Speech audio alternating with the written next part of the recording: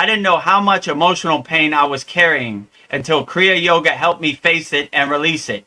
It is gentle, but it goes deep. If you're dealing with emotional wounds, anxiety, or old trauma, this practice could help you come back to your center. Book a free call at kriyayogamasterclass.com or join my free school at freekriyayogamasterclass.com.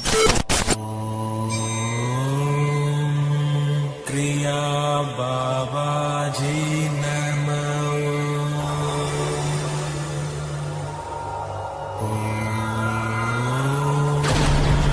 Kriya Babaji Namo.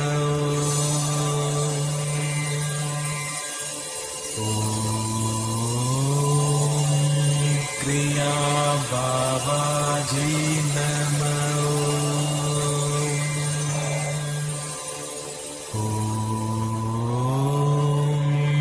Kriya Babaji Namo.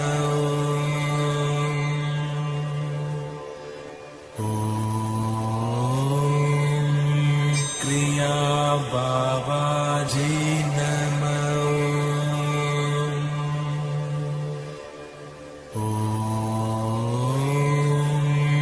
Kriya Babaji Namo.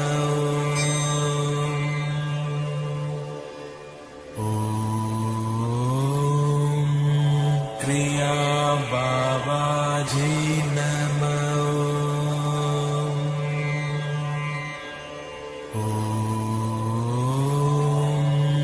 Kriya Babaji Namo.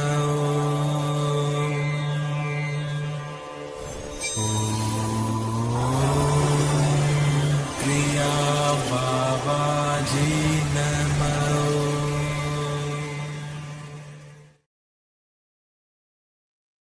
Welcome to our brand new Vedgurudev's Soul Talks live from a Thailand beach. As you can see right behind me, those are real, actual, live Thailand palm trees. So we thought it'd be interesting to do live outdoor live streams. So anybody who's in the YouTube chat, feel free to put your questions in the YouTube chat. We'll answer all your questions and we'll get started. So without further ado, welcome, Veronica. How you doing today? Fantastic. I'm so happy to be here. So just to get into the feel of it, I have a tropical flower in my hair and a summer dress. And instead of water, I'm drinking some coconut water. So just to Outstanding. make it feel like I'm in the moment.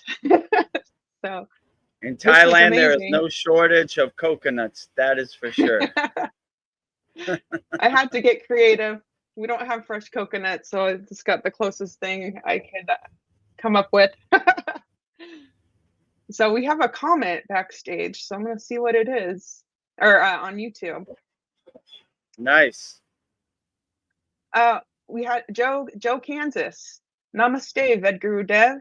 Namaste, Joe Kansas.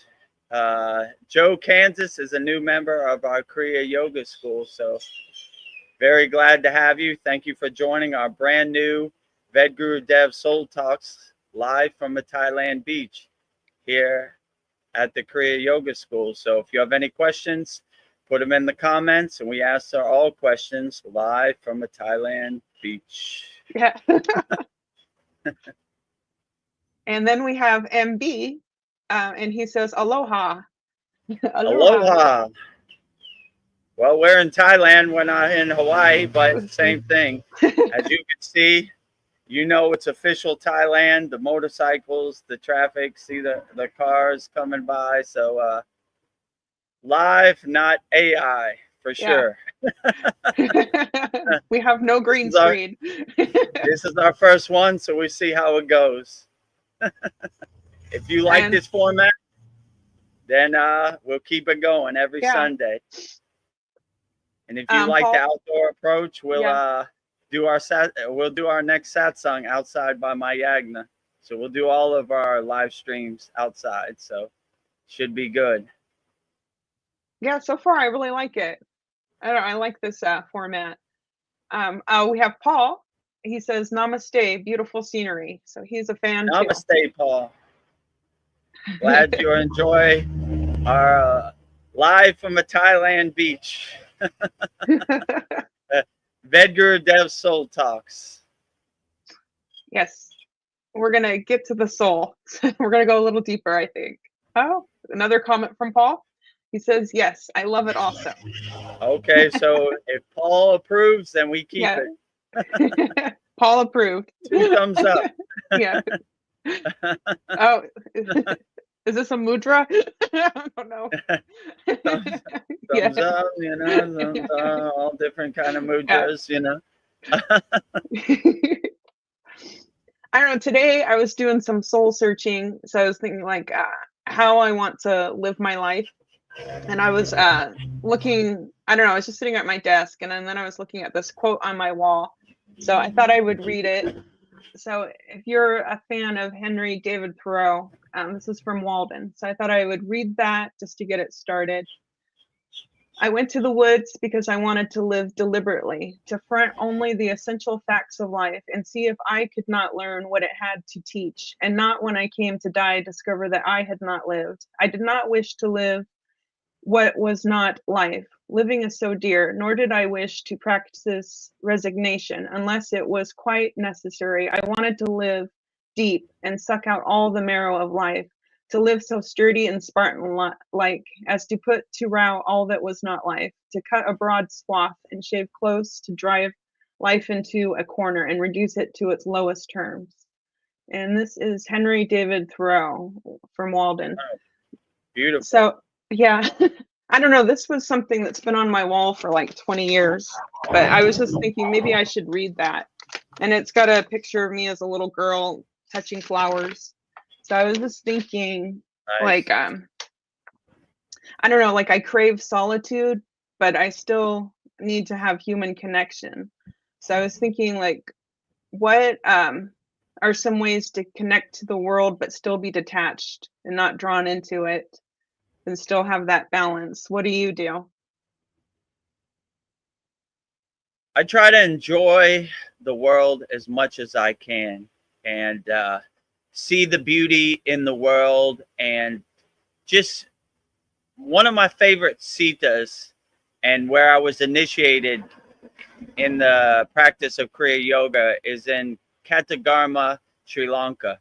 And that's the same place Bhoganantar initiated Babaji into the practice of Kriya Kundalini Pranayama. So Bogar means enjoyer. So he enjoyed everything about life. So I really try to see the beauty in all life, in nature. I enjoy the wind. I enjoy the sun. I enjoy every aspect of a life as much as I can, you know. I even take the good with the bad too, you know, like Yeah. like right now there's some like flies or mosquitoes because I'm right by the ocean. Yeah. I enjoy it too, you know, like just don't go in my eyes or my mouth, you know. So Yeah. so I try to enjoy as much as I can. And there's so much beauty when you really open your eyes and become aware Yeah. that it's almost awe-inspiring, like everything you can enjoy in life. So I just try to be like Bhoganantar, an enjoyer, a Bogar, you know, like, and just enjoy as much of life and the beauty that life has, and things that make me uncomfortable, I just kind of throw it away like trash, you know, like Yeah. I focus more on the things that uplift me and bring me to a higher awareness, and things that drag me to a lower awareness or give me lower impulses, I try to stay away from it. So I stay out of those situations as much as I can, but life has a way of pulling you in, you know, like Yeah, it's tricky. every day is a test as a yogi, every day is a mountain to climb, and Vedagurudev is no exception. So my favorite quote is by Patanjali: life is not a straight line, it's a zigzag. So we all fall off the path, we all fall in a ditch, we all don't have our best days every day, but we self-observe ourselves when we try to be better tomorrow, you know. So Yeah. If you feel like you're not doing enough, or you have doubts, or anything, it happens to the best of us. So don't worry about it. Don't beat yourself up about it. Just keep going. No matter what obstacles life throw at you, you overcome it, and you look for the opportunity to overcome the obstacles in life. Like, okay, that's what you got today. I got you. Let's dance. So you're always constantly kind of looking for the opportunity to break out your Kriya yoga tools.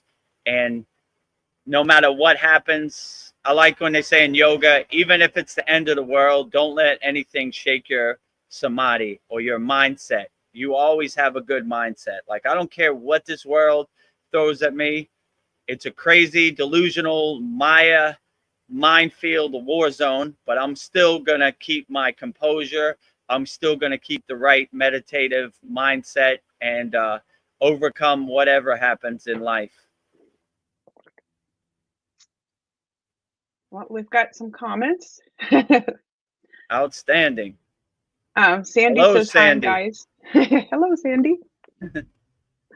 This format, I could see a little better, Yeah, I know you can. I don't really need to read it to you. Maybe just to the There's guest. a little bit of glare from the sun, but I could kind of see it. Paul says, if the bugs are eating you alive and the heat is aggressive, it might be tough to do regularly. I'm happy to enjoy wherever you choose to be, Guruji. Well, Paul, if you enjoy it, I'll overcome the bugs, and it's a good opportunity, like I said, to not attach to even the bugs, right? Yeah. Like in the autobiography of a yogi, there was a story about Yogananda. He was getting eaten alive by the mosquitoes, but his guru Yukteswar had his shield up, and his mosquitoes never touched him. So I aim to be like the great Kriya yogis, where I have a magnetic field where they can't come in and get under my skin. Like, I'm always saying, like, the monkey mind is super powerful. So if you give it something to attach, it'll always attach. So I'm trying to not attach to the bugs so they don't affect me, because then my monkey mind would keep going. Like, you're getting eaten alive by the bugs. Maybe you shouldn't do this, but Yeah. And you don't want that. You want to have laser focus, and no matter how many bugs surround you, a swarm of bees, you just have that magnetic, energetic feel. So I'm going to try to work on radiating my Shakti a little more, so they stay away. And as I'm saying that, they all left. So cool. Yeah. Thank you. Jai Babaji. Jai Babaji. It's a great test for a yogi. It's a great test for a yogi. If you could overcome mosquitoes and the heat, or the loud traffic noises behind you, you could overcome anything. So it's a good test for me. If there was no distractions or no tests, then it'd be harder to master my mind. So I look for the challenge of the total chaos, cars behind me, mosquitoes surrounding me, the sun pulsating on my head. Let's dance. Give it all to me, So it's a good opportunity. So if our members really like this format, then we'll keep it going. And then we'll do our Wednesday satsang outside by my yagna also. So that would be cool too. You'll get to see my statues during the day. Yeah, this is a nice change of pace. Sandy, she says, what a surprise to see you today. I think it's also good that we're doing it on a weekend, because a lot of people are off on the weekends too. So. Yeah, so our live streams have been doing great. Our satsangs have been doing great. So we decided to give a different perspective, a different look, live from a Thailand beach. And if the members like the live stream, then we give them more live streams. So now we're trying out twice a week. There's a car behind me. Twice a week, Sunday, 9 p.m. Eastern Standard Time, and Wednesday, 9 p.m. Eastern Standard Time. Sandy sends us hearts. Thank you for the hearts, Sandy. And if you're watching us live out there on YouTube, don't forget to subscribe Yes. right here. Vedagurudev. We're trying to get over 1,000 subscribers. Then we could be monetized, and you could send us super chats and coffees like Sandy asked about before. And also, you want to discover the secrets of Kriya Yoga 100% free, join free kriyayogamasterclass.com. Or if you need help, book a call with me, Vedagurudev. Go to kriyayogamasterclass.com. You'll see a button, a red button that says book a call. Click on that button. A calendar will come up. Pick your date and time, and I will go live on a call with you. So this week in our Kriya Yoga School, we got many members, and I went on the call with them, and we helped solve their problems and overcome whatever issues they were going through. So 100% free. The call is free. The free Kriya Yoga School is free, but if you want more, you could join us in our paid Kriya Yoga School. But no pressure, up to you. Give me the opportunity to help you. That's all I ask for, right? So I'm looking for people that need help, and they think they could be helped through Kriya Yoga. So let's do it. Don't be shy. Yeah, don't be shy. I know you really do make yourself available to everybody. So I really appreciate that about you, because I don't think many gurus would do that. So this is a rare opportunity to have a guru at your fingertips. So I will I take might be the advantage first of it. guru who's taking calls, right? Yeah. They usually don't take calls. They're like, here's some pre-recorded videos. Yeah. Watch it if you want. Or most Himalayan yogis don't know anything about the internet. There's no service. They don't really have a phone. They're doing their inner work. They're not interested in helping other people. So if my guru sent me back to the Maya delusional world, I'm going to try to do the best I can and help as many people as I can. So if you need help out there, wherever you're at, join our free Kriya Yoga School. It's 100% free, and or if you need help right away, book a call with me, Vedagurudev, kriyayogamasterclass.com, and we'll try to get you some help, and we'll try to overcome whatever you're going through. So, all of our new members, I went on a call with them, and we tried to solve their problems as best as we could. And getting help from Vedagurudev is a lot cheaper than going to see your doctor, who's not going to help you anyway. So yeah. No pills, no therapy bills. Inner work, yeah, no prescriptions, no pills, no whatever big pharma, only doing the inner work, the tools you need to heal yourself. So we're yogis. There are no doctors. There are no hospitals in the Himalayan mountains. We heal ourselves. So if you would like to heal yourself, join the Kriya Yoga paid school, Kriya Yoga Masterclass, $50 a month. Probably be the best $50 you ever spent in your life. But no pressure. I'll let you choose the route you want to go, right? 500 with the doctor who doesn't know how you feel in your body, or the tools to do your own inner work and heal yourself. So seems like a good bargain, but I'm biased. So keep that in perspective. Yeah, you're in love with Kriya Yoga. I'm in love with Kriya Yoga, so I'm always talking Babaji, Kriya Yoga, pranayama, meditation, so. But if my message resonates with you, let's get to work. Well, we're ready. I guess I'll, without further ado, I'll just dive right in. So this is something I say all the time, but I just wanted to get your opinion on it. I don't know. I hear this quote all the time. I don't know. It's that we're all spiritual beings having a human experience. Can you expand on that thought? When I hear that, I think I'm already that thing I'm searching for. I just forgot. And then what does it mean to be a spiritual being having a human experience? So in Kriya Yoga, they like to say or my guru would say, be in the world but not of the world. So like you're kind of 1 foot in the 3D physical world, the Maya delusional material world, and 1 foot in the spiritual world.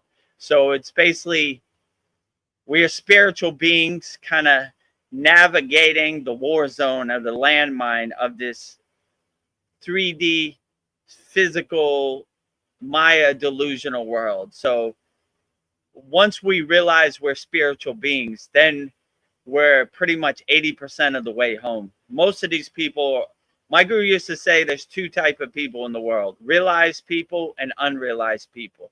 And the people who are realized understand what this is, right? They're not attached to any outcome or any expectation. They just kind of witness the Maya delusional world like a movie on the screen. You know, you're more in the audience, you're stepped back from the TV. Most people think they're in the movie, so they're consumed with the movie. And it's not really their fault also, because in my case, from birth, I've been conditioned to think this is who I identify as, you know? I identify with this football team. I identify with this flag. I identify with this city. This is what makes me. And when you really start to do Kriya yoga, you start to not identify with that stuff. You know, like they have affirmations like, I am not this body, I am not this mind. Or they say neti neti, which means not this, not this. So if they don't even identify with their body, they definitely don't identify with anything else. Like they don't identify with their car. Your car doesn't define your soul. Your bank account does not define your soul. So you start to really step back and focus on what really works. So living in this world, having a spiritual being, having a human experience, you start to get that mindset like, yeah, this is a cool video game, but I'm not consumed with the video game. These are just things I need to navigate to grow my soul or level up my soul, but it really doesn't define me. So when you have that perspective, that detached witness perspective, you step back from the TV more and really focus on what works for you in the present moment and detach from all the distractions. But it's difficult. My guru told me one time, he said, Vedagurudev, you're a master of distraction. I was like, how you mean, Baba? He says your whole life you find comfort in just being distracted. You love everything about it, right? Now we throw all that away and we start to go back to zero, right? So we're more doing the inner work, and things we can't control, they start to seem like trash to you, or start to seem like things you shouldn't attach to. So you start to save your energy and focus your energy on things that uplift you in the present moment, and things that don't serve you in the present moment, you just let go of. Yeah, so I know, I guess life is just a series of experiences, and what you're saying, like, they'll not get distracted. What are some good ways to just like be in the now, right in this moment, and not like be distracted, but enjoy, I don't know, enjoy each moment. I don't know, that we're just in this experience right now. Just focus on what serves you in the present moment. What you can control in the present moment. Things you can't control, you just kind of become the detached witness and don't really focus on it. You step back from the TV, and you start to realize when you wake up in the morning you have 100% battery, right? And you start to more focus your energy on things that serve you, and you don't try to waste your battery or make your battery lower focusing on who won the NBA finals or what Kim Kardashian wore to the Grammys or who's president or Yeah. What's Elon Musk doing today? You know, none of these things serve you. It's almost like candy, mental candy for your mind, but it's really draining your battery. If you're aware of that, then you more focus on what you could do in your present moment. You focus on, okay, I control this, and I'm going to use my energy on this. Things I can't control, then I'm not going to really focus on, because no matter what I think or what I do or how I attach to it, it's not going to serve me in the present moment. So, yeah, I would just say focus on what uplifts you and serves you in the present moment, and use your energy wisely, you know, because it's very easy to go down a rabbit hole on YouTube and watch, I don't know, a lot of stories about Babaji, but that's not really going to do the inner work for you. Yeah. Or, you know, like me too. I go down that rabbit hole sometimes. Oh, look, a video of Babaji. Let me watch this one. Then I'm going to watch the next one. And, you know, so just focus your energy on things that uplift you and make you better in the present moment. That would be my best advice. Yeah, I think that's good advice. I try to do that. I don't know, but I observe other people and it seems like they're in love with their problems. And then they want me to be in love with their problems. And it's just like, no, I'm not doing that. But people do seem to like fixate on their problems. It's almost like they're addicted to it. They just love it. So Yeah. My guru used to say, people are in love with the chain that the yeah, chain that enslaves them. You know, like I love my problems, and when you start to detach from your problems, some people don't want to let it go. yeah, You know, it's a process where, like you said, they're in love with their problems, so they have a hard time letting it go. They've been so conditioned, and they found so much comfort in. I like to think at it as like people like to eat cake. It feels good. The sugar makes them feel yeah, good. The same thing with their problems, right?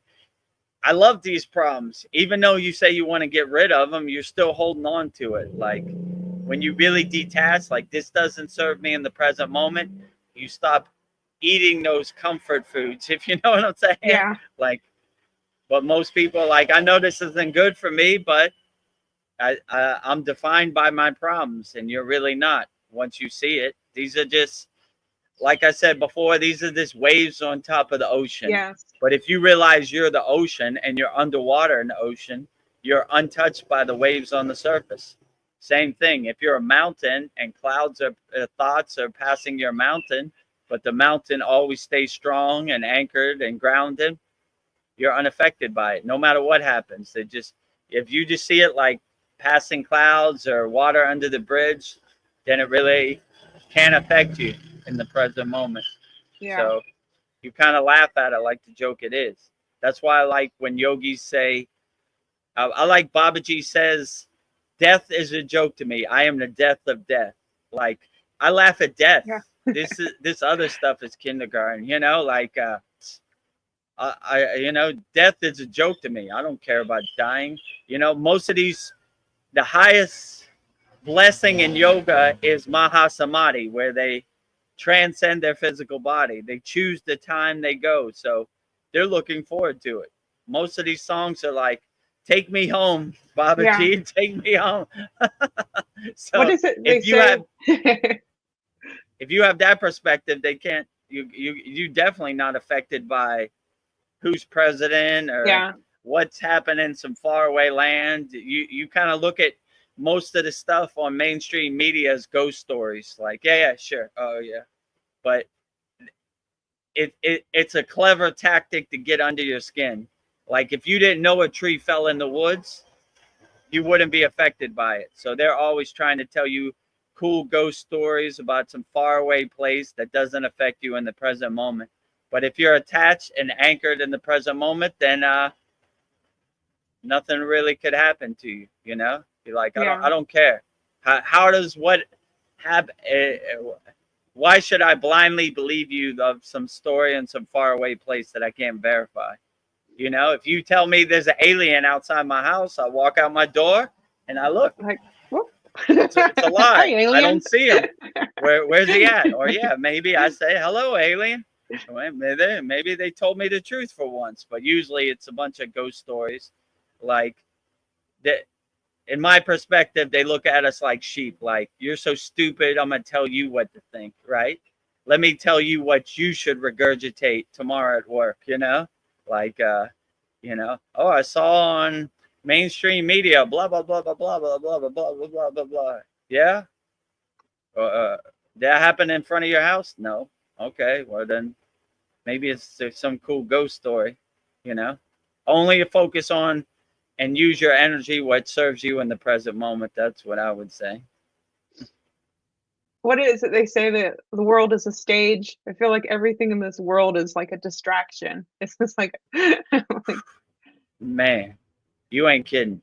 That's why I understand why Himalayan yogis just want to be in their cave. No technology. Sun comes up, wake up. Sun goes down, go to sleep. simple. All day, do your inner work. Do your sadhana, your yogic practices, and you don't have nothing to distract you. So, but it comes to a time when, like my guru said, now it's really time for you to master meditation. Okay, you mastered meditation in the cave, but let's go to Times Square where there's honking and chaos, and that's when you really master meditation. So if you can come to a state of samadhi sitting in the right middle of Times Square, or traffic in Bangkok and million motorcycles, then you could really come to a state of mastery, And this live stream is a good test for me. Mm-hmm. No matter how many motorcycles pass by, no matter what happens, how many mosquitoes, I'm going to try to keep that mind state and that mastery mind state. I'm going to be unaffected by it as much as I can.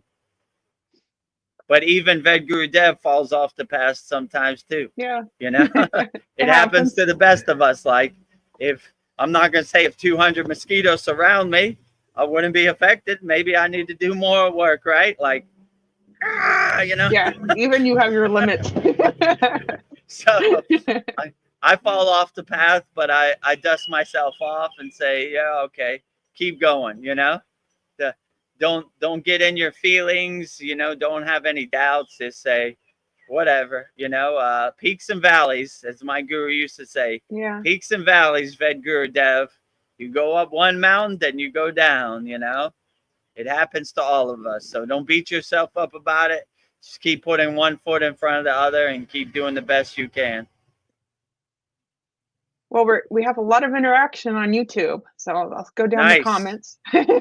Let's hear it. Sandy says, yes, this medicine has no bad side effects either. What medicine is she talking about? We're talking about the Kriya Yoga medicine, that we don't have to go to a therapist. Yeah, the Kriya Yoga medicine has no side effects. Has, it's a lifelong path. And once you know the techniques, you would integrate it into your daily life and be the best person you could be.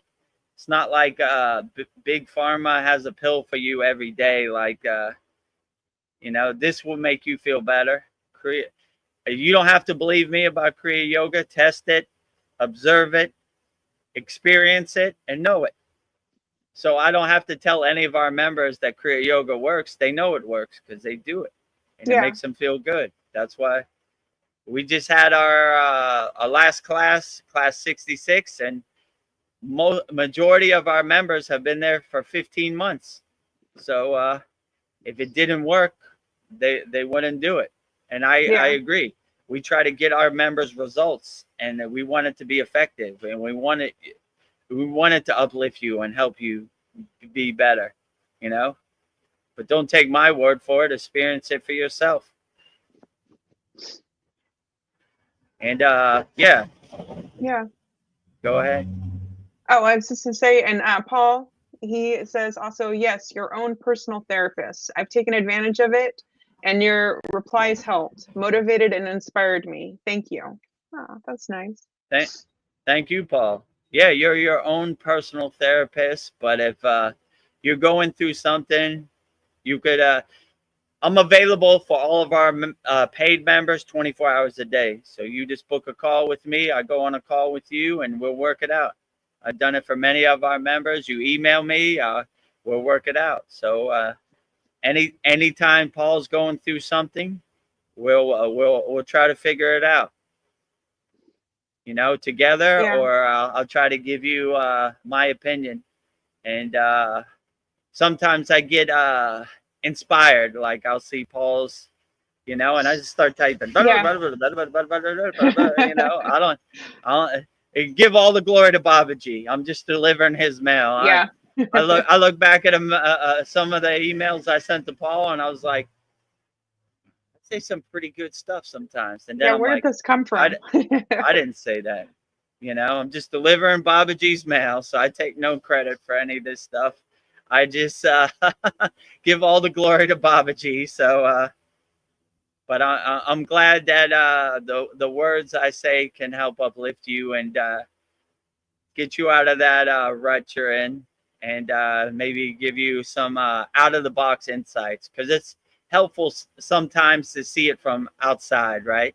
Even me, I need that sometimes. I get caught in my blissed out yogi state and I need to think outside the box. So it's good to have some other perspective, some unattached perspectives, because when you're going through it, you're attached to it. You're attached to that expectation or that outcome. So if you could just step back from the TV and get some good insights, it's helpful. Definitely. Me included. I need some inspiration too. I know we were talking about communicating, how Babaji works through you, and Dream Tooth just said communicating effectively is an art. Definitely. Yeah, absolutely. I before I started the Kriya Yoga School, I didn't want to talk to anybody about Kriya Yoga. I didn't teach anybody. I was just alone in my meditation room, meditating all day. The opportunity came, and it's like Baba G flipped the light switch on, and I just started going at it. Baba G, Kriya Yoga. Question, I'm gonna get you help.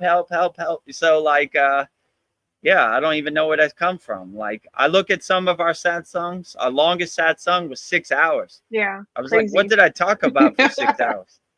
Like, how did that happen? Most of our satsangs are 4 hours. So like, it just keeps going. People need help, and you just get divinely inspired. And I take no credit for the mail. I just deliver the mail, So I try to open my crown chakra and let that pillar of light and that stream of consciousness hit my top of my head, and just whatever comes out, comes out. Any of these live streams, I don't have a script. I don't know what I'm going to say. I just start. First thing that comes to my mind, off the top of my head, right? Divine inspiration. I'm Yogi Eminem, freestyling every day. Yeah. Off the top of the head, right? Or what they say, off the top of the dome, right? Yeah. No scripted, no lyrics. I'm not looking at my phone, nothing, no bulletin points, just straight off the top of my head, right? So give all the glory to Baba G. And yeah, I think I just posted a Baba G quote. It said, the best way to honor Baba G is to do your inner work and to do your practice. So if you want to pay Baba G back for all the great inspiration he's given you, start practicing Kriya Yoga. So go to right there, freekriyayogamasterclass.com. Or if you're going through something and you need help immediately, then go on a call with me, book a call with Vedagurudev, kriyayogamasterclass.com.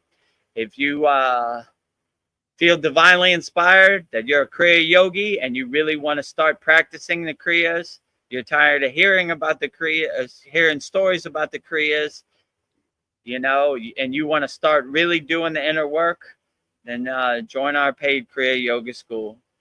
$50 a month, probably be the best $50 you ever spent. But I'm biased. But we would love to have you join our Kriya Yoga family, and let's get to work. If you need some coaching or somebody to walk the journey with you, I'm available 24 hours a day to all of our members. So let's get to work. But Yes. don't stay dormant. Don't stay stuck. Just let's get to work. My guru used to say, what's the best time to plant a tree, Vedagurudev? And I was like, I don't know, Baba, tell me. He said, 10 years ago was the best time to plant a tree. He said, what's the second best time to plant a tree? I said, I don't know, Baba, tell me. He said, right now, today. So don't wait. Don't prolong the pain or the suffering. Have some tools in your pocket that you could integrate Kriya Yoga into your daily life and overcome whatever life throws at you, you know? Health problems, money problems, family problems, emotional problems. We solve all problems. And if you need a good coach, call Vedagurudev. I'm here to help anybody, anytime. 100% free. But if you want, you could join our paid Kriya Yoga school or a free Kriya Yoga school. Up to you. Whatever you need. Yes. No pressure. I'm a student here. I can attest to that. I feel like it's like taking my power back. I had all the tools I needed all along. I just needed to know how to use them. So you don't have to be a victim anymore. You have everything you need. So Don't give that ego any more food, right? yeah. It's been it's super fat. It's been eaten long enough, right? So take back your power and become the king of your castle by practicing Kriya Yoga, you know? And don't give your ego any of those lower instincts to feed on anymore. Yeah. I know in my case, my ego was super huge, right? And the ego hates Kriya Yoga, so understand that too. Once you start practicing, it doesn't want to starve. So it's going to be a little bit of a battle in the beginning, but if I could do it, anybody could do it. Yeah, I think it's like self-love for yourself. I don't know. I don't know. I think we like pleasure. We don't like things that, I don't know. And Kriya Yoga actually is easy once you start doing it. It's just the doing it, like going to the gym. You just got to do it. So just do And your ego, it. ego is definitely going to put things in your mind. You can't do Kriya Yoga. Who are you, Yogananda? You're no Yogananda. Blah, blah, blah. It says it to me too. So don't beat yourself up about it. Just keep moving forward, you know? Like if Vedagurudev can do it, I can do it. Believe me, I'm no I wasn't born into a yogic family or any of that stuff. I just did my inner work. So you could probably do it way better than me. So just put one foot in front of the other. If you need some help or motivation, I'm a good Kriya Yoga coach. I'll coach you and we'll walk this journey together. So you will not be alone. So yeah, so if I could do it, anybody could do it. Well, I've got a Kriya Yoga cup to fill. Sandy has a question for you. She Outstanding. says, what is your view and experience with plant medicine on the spiritual path? Personally, it has helped me tremendously on my journey. Until 2019, I was against all, including cannabis, because of socialization. Yeah, so plant medicine, I mean, in yoga, they have what's called Ayurveda, which is like a yogic diet where they all eat vegetarian. So everything they do is kind of based more around natural, like non-chemical, from the earth kind of medicine. So I like plant medicine, but more of the medicine is more internal for me than external, I would say, right? So the way I've seen most yogis heal themselves is internally, right? So if something happens to them and they twist their ankle, they do the inner work to heal themselves. So they're basically healing themselves from the inside out. In a rare occasion, they would use something externally to help them, which is, or I know some yogis who test themselves. I've seen sadhu smoking cannabis it didn't really affect them. I told a story about Neem Karoli Baba, who swallowed a bunch of LSD pills. Didn't affect him. So if you're on a higher vibration, you need less external things. You do more internal work. So most of the healing they do is internal. So they wouldn't seek anything external. They would use the tools that they have in the present moment. So there are no dispensaries or no way to get cannabis in the Himalayan mountains. So they use what is at their disposal. But to make a long story short, they're more doing their inner work. That's how they heal themselves from the inside out, you know. And in a rare case, they would use something external to help them get through the day, but very rarely, I would say. But it all comes back to whatever helps you in the present moment. That is the best solution. So if that's what you need to get through the day, then that's what you need to get through the day. Like, don't try to use what other people do, because that might not be effective for you. So it's your job as the king of your castle to understand what you need in the present moment and use that to uplift you. So if you need plant medicine, by all means, you know, no one knows what's best for your body than you, right? So other people tell you what you should do for your body. You know yourself better than anybody. So you would do what's best for you. Plant medicine makes you feel the best. By all means, don't try to be like a enlightened Himalayan yogi and do the internal work when you don't need it. You know what's best for you. So if plant medicine is good for you, by all means, do plant medicine. 100%. And then she had some more on that comment. She says that the media and school propaganda taught me to fear plant medicine. Yeah, I bet they did. Yeah, so I'm sure the media, the how could I put this? The mainstream media is a slave to corporate America. So they're going to tell you everything that you probably shouldn't do. So when they say go right, I go left, right? Like don't go out in the sun, don't exercise.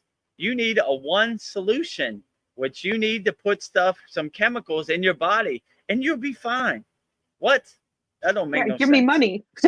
So you use your own discernment, because they're a profit-based business. So they don't care about you. They're going to sell their products so their shareholders can get rich, if you know what I'm saying. So use your discernment and keep that in your mind. Like, these people are trying to make profit. They're not trying to help me. They want the profit is in the medicine, not in the cure, right? They're not trying to cure you. They want a lifelong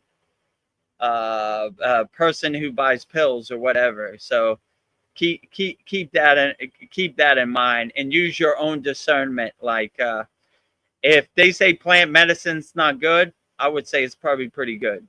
So when they say go left, I go right. Yeah. So keep that in your mind. Like if they say plant medicine's not good, then it's probably pretty good. Yeah. They say chemicals are good, it's probably pretty bad, you know. So I'm doing the opposite of what they say, right? I don't believe the Wizard of Oz, you know. No way. And then this is a funny quote. Dream Tooth says, "Let my eyes hit the wall and see the reflected world." Yeah, exactly. Like when you see your reflection, we have a good technique in yoga that we have a visualization. You look at yourself in a pond and you see yourself reflection in a pond, and that symbolizes the oneness, not the dualist perspective. So I am the pond and the pond is me. So if you look in the mirror and really self-observe yourself, then you will see yourself in a better kind of way, a better projection. So yeah, I agree. If you let your eyes hit the wall and see your reflection, or you see your reflection in anything, it's always a beautiful thing, right? That's Yeah. when you start to see like God is everywhere and everything. Like you start to see yourself as oneness. I am that tree, I am the ocean, I am everything. So you begin to get your mind wrapped around that oneness mindset, which is a great thing to do. Then Paul says, speaking of ghost stories, I've several, so I believe in them. What do you think ghosts are? And has anyone else experienced a ghost? I did not personally, but I heard from my aunt. Yeah, so I don't really have personal experience like these ghosts so-called stay away from me. Like I don't know, I never really have these experiences, but I'm not in a I'm trying to vibrate on a higher frequency where they probably can't tune into my radio station. Let's say it like that, hypothetically. So I would say the ghosts are, let me see, a soul that is kind of stuck in between two dimensions. Why or how? I don't really know, but that's what my intuition and my discernment is saying. It's kind of a glitch in the matrix. Let's say it like that. It should be over here, but it shouldn't be here. So it's somewhere in between. So you might get a glimpse of something like that. You know, that's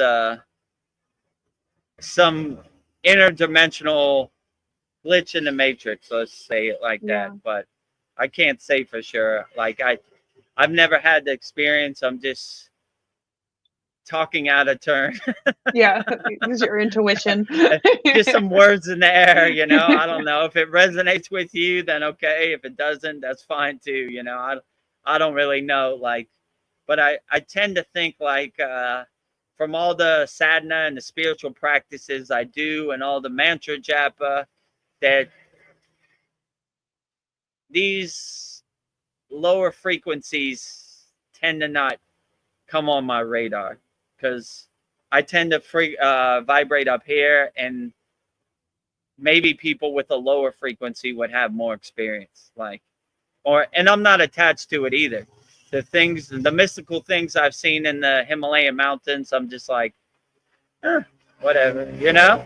Like, I Yeah. don't even try to make sense of it. I don't think about it like, oh, look at that yogi. He's levitating. Okay, cool. You know, let's. I'm gonna go back to my sadhana or whatever. Or, you know, that's why when people were asking me like, Paul, what did it look like? Or I was like, I don't know, some lights and some wings. You know, I don't. You know, like I didn't really attach to it. I kind of saw it from a distance, and I didn't really try to make sense of it. I went back in my cave or my tent and went back to sleep. Like, okay, cool. Yeah, I agree with you, Vedagurudev. I kind of feel like ghosts are like kind of stuck. There are energies that are stuck here, and I think it's like maybe spirits that can't let go. They can't detach from their life here. So that's my intuition, but I don't know for sure. But I don't know. I agree with Yeah, you. it sounds about right. Like anybody feels like they're dying or they're going to transition, I would say don't try to come back because you don't want to get stuck. Just let it go. It's over, right? Enjoy the Yeah. ride, right? Enjoy the flight. Like the, everybody's going to be fine. Don't try to come back, you know. And congratulations, you won the divine lottery, right? Take the golden flight with a big smile on your face. Travel light, no baggage, right? Yeah. Like, oh, I got to go back. I need to go back. No need to go back. It's time, you know? It's all perfectly great. Yeah. No fear. Let's see. Wow, we have a lot of people watching. Let me see. Sandy gives us prayer hands, and thank you. And then Dream Tooth, he says, if I can do it, anybody can do it. He sounds like he's That's on the team. attitude. We He's have on Team somebody. Vedagurudev, right? Yes. Yes. All right. Anybody in our paid Kriya Yoga School community, I say that almost every class. If I could do it, anybody could do it. Like, I'm no magical enlightened being. Anybody could do it. Kriya yoga is for anybody. If you can't do the asanas, you could do the breath work, you could do the meditation, you could do the mantra japa. There's something for everybody. So when people say I can't, I always like to say we're Americans, not Americans. So we could do anything, you know. So I'm probably the poster boy of the most unlikely yogi in the history of the universe. So if I can get on this path, it's for anybody. And if you need some motivation, you know, you like Kriya Yoga, you like the things I'm saying, join our free Kriya Yoga school, 100% free, no pressure. And if you're going through something and you need some coaching or assistance, book a call with me, Kriya Yoga Masterclass. It's all right here. Right there. So, and if you like the value we give you, then you want to join our paid school. It's $50 a month. And yeah, we would love to have you join our Kriya Yoga family. We're helping people all across the world. So what a beautiful blessing that is. So I do this to help people. So if you need help, I'm looking for you. Give me the opportunity to help you overcome whatever you're going through in the present moment. And let's let go of what no longer serves you and get to work. Today is the best day to plant a tree. The best day ever. The best day ever. Sandy, this is referring to the plant medicine. It says that makes sense. Maybe one day I won't need it. Yeah, maybe one day you won't. Maybe you will need it. I mean, you use your own discernment and your own intuition to decide what's best for you. You are the king of your castle and you make decisions accordingly to fit you. So other people telling you what you should do, they don't know how you feel in your body. So just do what's best for you. That would be my best advice. And Sandy says exactly. Use your discernment. Pharmaceuticals are pushed constantly. Absolutely. Sure are. You know, this external thing is going to get you into a state of happiness. If you realize happiness is inside you as you, no one can sell you happiness. You know, you watch these pharmaceutical advertisements, they're dancing, they're running through a field of daisies. They're so happy. Nothing externally can make you happy. If you have happiness inside you as you, then you laugh at their marketing and their psyops like the joke it is. They're trying to sell you something they don't have. You have happiness. All you have to do is unlock it and realize it, and you'll be the happiest person you could be. So I would definitely say don't let anybody sell you happiness. Realize your internal happiness. And if you need the tools, we always go to a blissful place in our Kriya Yoga school. So if you need some assistance, we'll take you to your happy place. And you don't need to take a pill. Yeah, a happiness that is always attainable. Close your eyes and just sit on the side of your bed, and you can go to your happy place anytime. So they hate that because they can't monetize it, they can't sell it, but you don't need them to monetize it or sell it because you have happiness inside you as you. Sandy says to those watching, hit that like button, please. Yeah, hit the like button, hit the subscribe button right there. Hit the subscribe button, subscribe to my YouTube channel. Join our free Kriya Yoga school right here. And if you want to get on a call, book a call with me, go to kriyayogamasterclass.com and click on the book a call button, and calendar will come up and a time will come up, and you could pick the best time for you. And I'll go on a call with you and we'll try to solve it. So there's 4 different things you could do. No pressure. I let you decide. Subscribing to Vedagurudev is absolutely free, so why not? help your brother Vedagurudev out. We're trying to get to 1,000 subscribers, and this is absolutely free too. Freekriyayogamasterclass.com, and book a call is absolutely free. So the only thing it costs money is our paid school, but that's optional. I'll let you decide. But I would go through these other 3 free things first. And if it really resonates with you and you want to join our paid Kriya Yoga community, then that's up to you. But no pressure. Yeah. The other 3 are free. 1 is paid. So you make the best decision for your life. You are the king of your castle. Yeah. We have options for everybody. Options for everybody. We have help for everybody. Free, paid, however you want to do it. We got you. But Okay. yeah, majority is free. Vedagurudev, subscribe free. And on Vedagurudev, every day, a video Babaji quote, which is inspiration and motivational. And every day we take these live streams and we edit the questions into one segment. So a lot of good value on Vedagurudev.com. Definitely a lot of good value on freekriyayogamasterclass.com. All of our members post great inspirational videos. It would take you months to go through everything. We have a free mini course, give you some framework. What is Kriya Yoga? How to start practicing. And if you want to upgrade, or you need help right now, book a call with Vedagurudev, Kriya Yoga Masterclass. So enough pitching. Let's get back to the questions. Just one more thing on that. We just had a class on meditation to open the chakras. So it was very powerful. So if you join the school, that's you'll a get good things one. like that. So and any of our members that are watching who weren't in the class, it's in class 66, which I sent you the link in the class for the classroom. It also, all of our classes come with PDF notes. So if you like to read it back in text form, and all of our videos are on demand. So they stay there forever. Like every single class is there, every single yagna, every single satsang, these live streams will be on there too. So we have a lot of information for sure. And we have hundreds of classes on different kriyas. So give it a try. If it doesn't resonate with you, you can cancel after 1 month.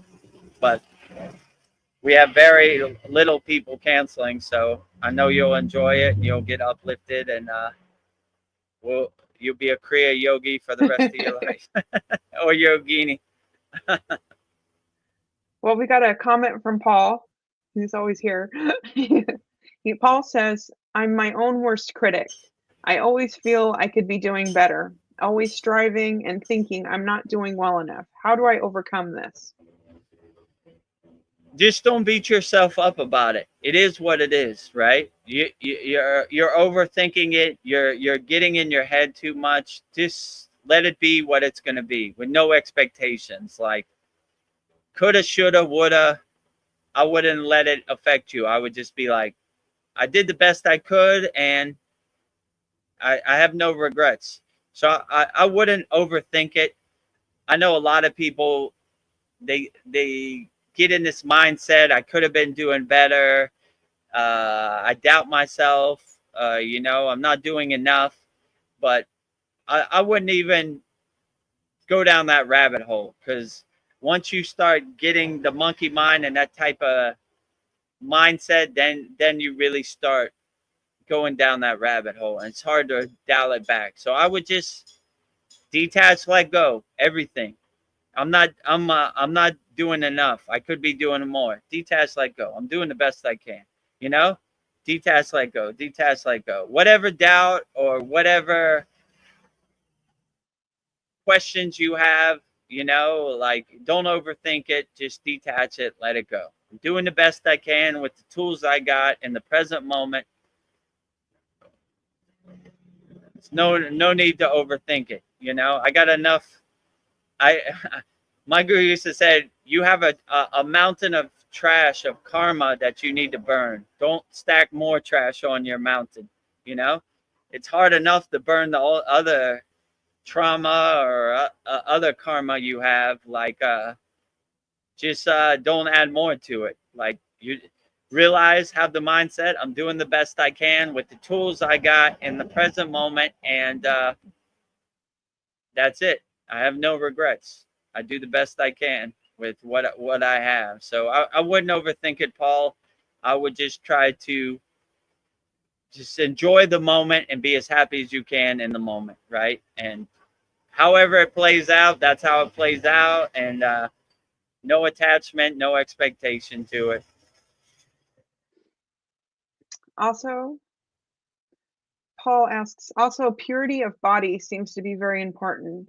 I do my asanas and eat healthy, but I consume alcohol, nicotine, caffeine, cannabis. Do you think these substances can prevent the Kundalini rising? I mean, that's a good question that pretty much only you could answer. Like, if you feel it's lowering your Kundalini awakening, I would try to cut back or stop as much as you can. But if you feel it's not affecting you, I mean, I'm sure there are yogis out there who drink alcohol and smoke, cannabis and drink coffee. I don't know. Maybe they're not affected by it. So I would use your own discernment.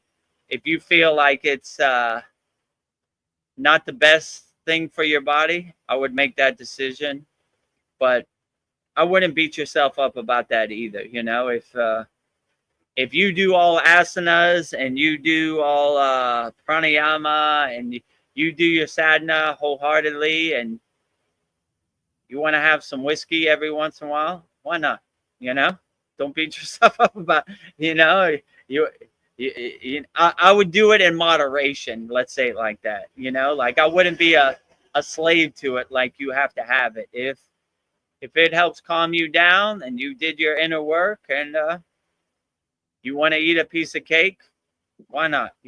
Don't beat yourself up about it. Happens to the best of us. Even Vedagurudev.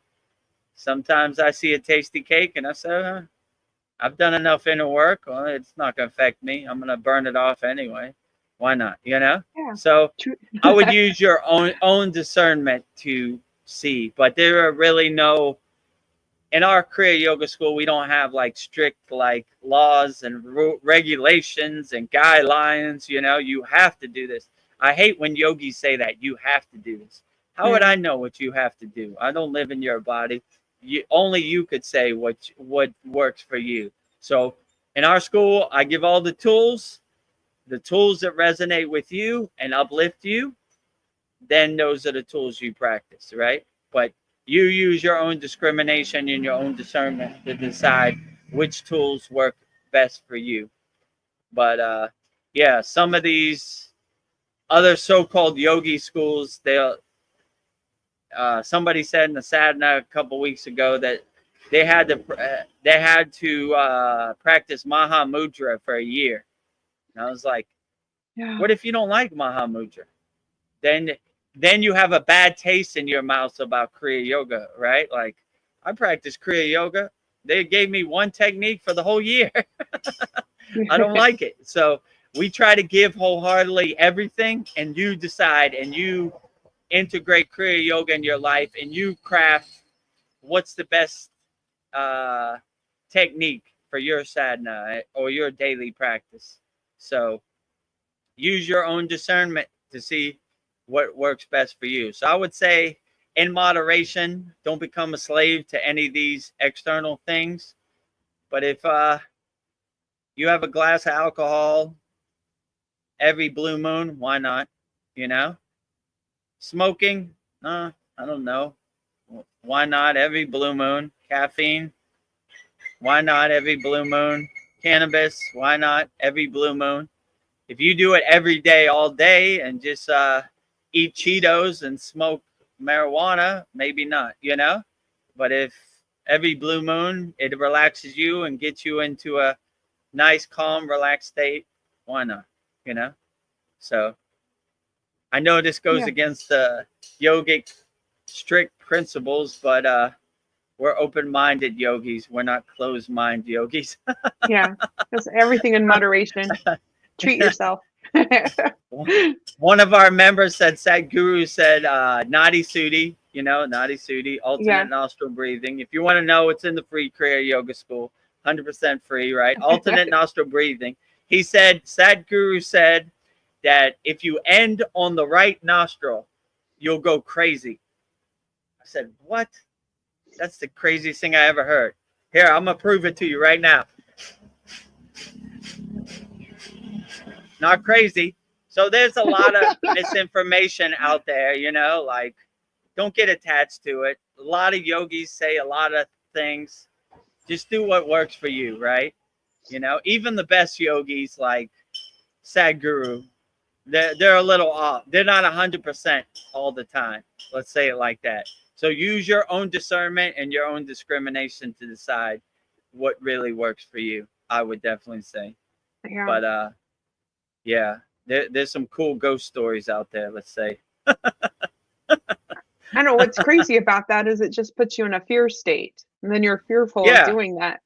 Like, and that's against yoga, because as yogis we always try to stay in a state of fearlessness. So you really have to question that. Like, why would any yogi want you to be in a state of fear? We want you to be in a state of bliss and upliftment. We never want you to be in a lower fear state, you know? Fear state there's already too much fear state around here. That's how they control you, get you in a state of fear. If you don't put this in your body, you're gonna die. Blah, blah, blah. If you don't vote this way, it's gonna be the end of America. Blah, blah, blah. You know, that's all fear state. That's all ego candy, right? That's ego food. So anybody is trying to get you in a state of fear, question that, because that's definitely against yogic principles. From my guru and all the yogis I know, we stay fearless. That's our quality. We're not scared of the top of the Himalayan mountains. We're not scared of the Yeti. We're not scared of anything, right? And by projecting that fearless state, you don't get in those situations where you have to have fear, you know? So, yeah, anybody is trying to get you into a lower fear state, get away from that person, I would say. Whoever it is, you know? Whatever their lineage or their parampara is, or whatever their authority is, I would get away from that person, right? Yes. Yeah, but you're right. Anybody get you into a state of fear, stay away. Running for the hills. We've got Mariana here. Mariana says, awesome view, Vedagurudev. Blessings and namaste. Namaste, hey. Mariana. Blessings to you also. And she says, okay, I am jealous. If I had the same paid job I have in Canada, but in Thailand instead, I would move there. Yeah, it looks beautiful there. Yeah, Thailand has its pros and cons. There's some good palm trees, but there are a lot of loud motorcycles driving past, as you can see. So, yeah, it's a nice tropical oasis, I guess, you know. I enjoy it. I call it the Miami of Asia. I'm from Miami, so I like to take my Miami and transplant it into Asia. So it's a good place for me. But yeah, if hopefully one of your jobs open up in Thailand, and you could come on the live stream with Vedagurudev, and we'll enjoy Thailand and the ocean and the sun and the palm trees and everything, sand Thailand has to offer. So it's hard to see, but the ocean is like right there. I would say like 100 meters right behind me, maybe even less, probably like 50 meters. It's right there, but it's hard to see because it's kind of blurred out. But yeah. Yeah, it's bright. It's very bright. I can tell it's very hot there. Whoa, Thailand has no shortage of sun. I had an American flag. The sun was so powerful, it turned it pure white. it bleached out all the colors of the American flag. Yeah. And this is a non-fade flag or whatever. So that sun is powerful. That's why I'm sitting in the shade, because if I had direct sunlight on the top of my head, I would be sunburned. Yeah, no good. And then Sandy says, haha, not crazy. I guess when you were doing your nostril breathing on the right side. Not crazy. Still same. Not crazy. So take all this rules and regulations with a grain of salt. I would definitely say, if it doesn't resonate with you, then throw it away. You know, but yeah, there's some cool ghost stories, even in the yogic tradition. Yeah, Sandy has a good point. She says a spiritual friend of mine who was born and raised in India finds Satguru's teaching very suspect. Interesting. I mean, I'm a Kriya yogi, so I don't like to judge other yogis. That's just some things good, some things, like I said, suspect. You know, you said it, not me. So I would use your own discernment and your own intuition. If it feels suspect to you, then it probably is. If it resonates with you, then it's put in your toolbox. But like, yeah, I would take all this with a grain of salt. I would definitely say, you know. Vedagurudev, this is a question for you to read because I cannot pronounce these words. Okay. Let's see. There are 5 Indriyas. What is beyond the Indriyas? The mind that represented by the Agna, the 6th chakra. Yeah, so Indriyas are your senses, right? We have a class in our school. We did about 4 weeks ago, probably like a month ago. It was using your 5 senses. You're using your Indriyas to enhance your visualization. What is beyond the Indriyas? I mean, I would say a higher state of consciousness, self-realization, God realization, samadhi, all these higher awarenesses, all these higher frequencies are beyond the Indriyas. The Indriyas are just kind of bonuses for your higher state of consciousness. So like if you want to engage the Indriyas, like the senses, it's almost like a bonus. So pretty much all the higher techniques are beyond the Indriyas, you know.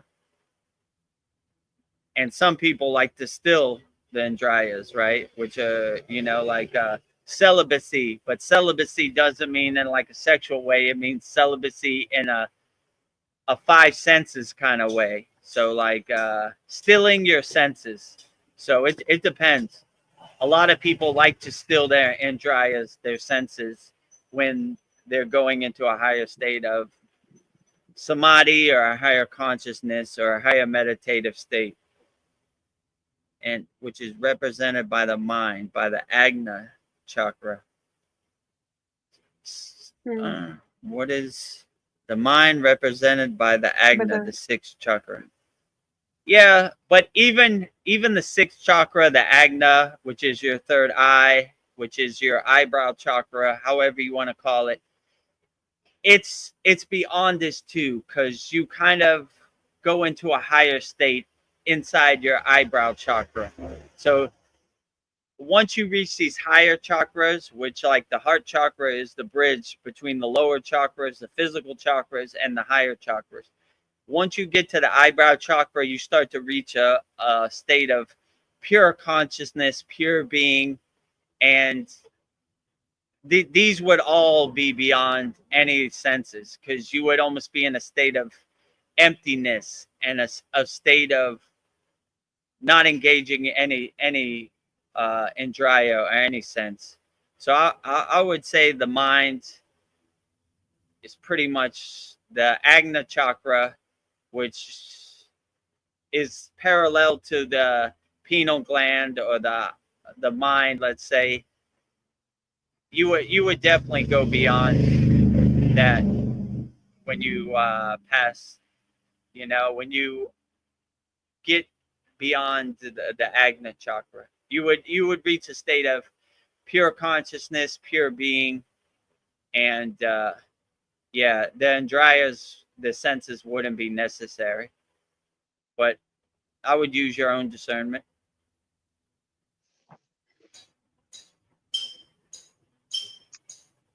And then Mariana is on.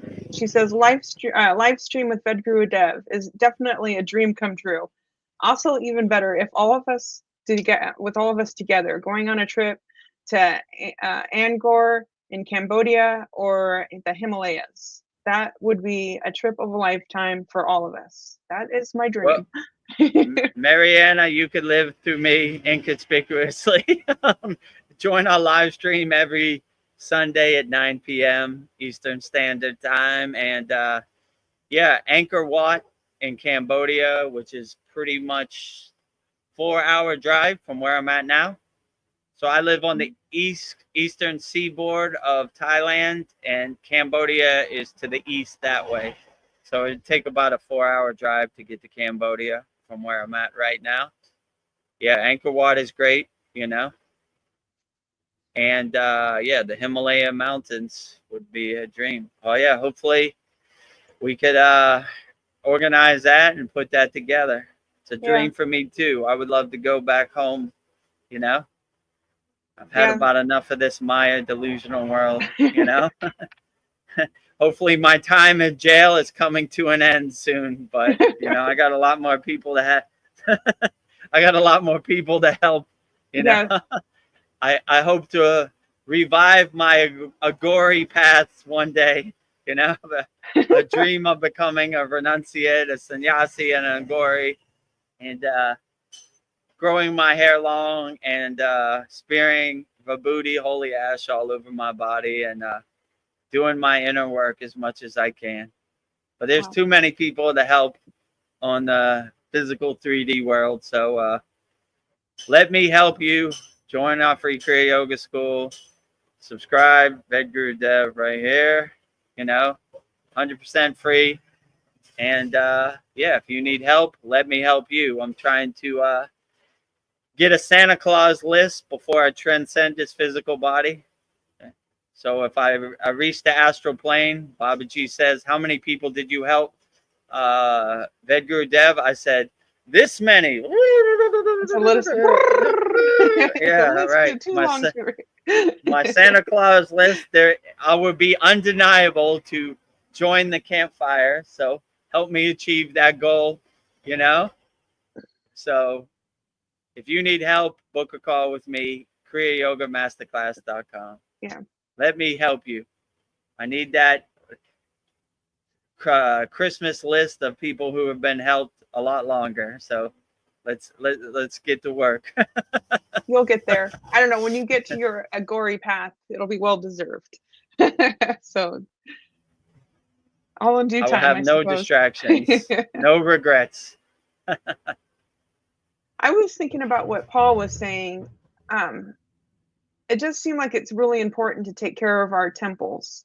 I don't know, from a spiritual perspective. I mean, it's okay to indulge, but everything in moderation. Would you say that we do need to take care of our bodies? Yeah, in yoga, they always say keep your temple fit, keep your ashram clean, because when God visits you, you want to have a clean temple, clean house, right? A place where God would be proud of. So that it's true, they do say this. When I do my personal sadhana, I do it like Babaji is standing watching me. So I always kind of have that perspective, like I don't want my mind to wander to something I wouldn't be proud of, because Babaji is watching me. So I always try to keep my temple fit, keep my temple clean. Is it 100%? No yogi's 100%, you know, like there are all yogis have probably indulged in something they're not proud of, but don't beat yourself up about it. It's about moving forward, not moving backwards. So the past is gone. Forget it. It's just a distant memory. You can't change it. But try to self-observe yourself before you go to bed every night and see what you could have did better, right? Okay, maybe I drank too many glasses of alcohol, but I'm gonna try to do better tomorrow, right? Or I'm gonna try to let it go and realize it doesn't really serve you, these external things, you know. it's more about doing the inner work. But yeah, I would use your own discernment and see, what you can indulge in and what you should probably let go of. But who am I to say what's right for you and what's wrong for you, True. And then you get into judgment. Right. I don't want to judge any yogi or yogini. I just, I give the tools and you integrate them and you use them the best way you see fit, I would say. But no judgment or bias or anything over here. Yeah, I think it's like it's up to you to decide. Like I'll have pains in my knees and sometimes I have trouble breathing. So I kind of wonder if like our body is like communicating with us, and this is an area you have to work on. Because maybe my throat, maybe I need to work on my throat chakra. So maybe like paying attention to your body pains is a way Yeah, I of like, would say wherever you feel pain, I would use the Bija mantra for that part of your body, or really lean into it, or focus your Shakti or your prana to that part where you feel pain, like until it dissipates as much as possible. So if you feel pain anywhere, I would focus all your energy and all the prana you collected and blow it to that part in pranayama, yeah, and, I don't know, is complete spirituality working on all levels, like your physical, your mental, emotional, Yeah, spiritual, I don't know. absolutely. It's an overall well-being for every part of your body. So I would definitely, like in yoga, we try to keep a good balance of the five folds of Kriya yoga.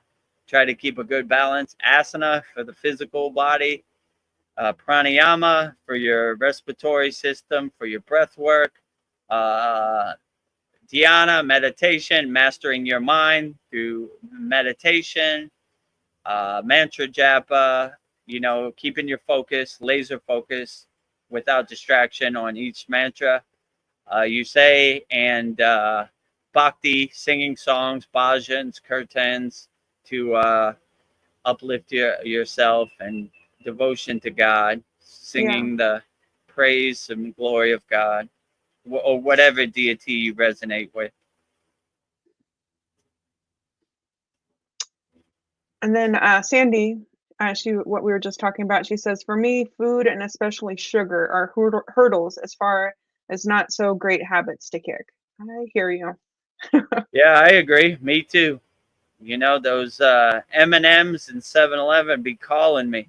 They be calling me, right? Yeah, it's a bright Hey, yellow you. neon package. Right.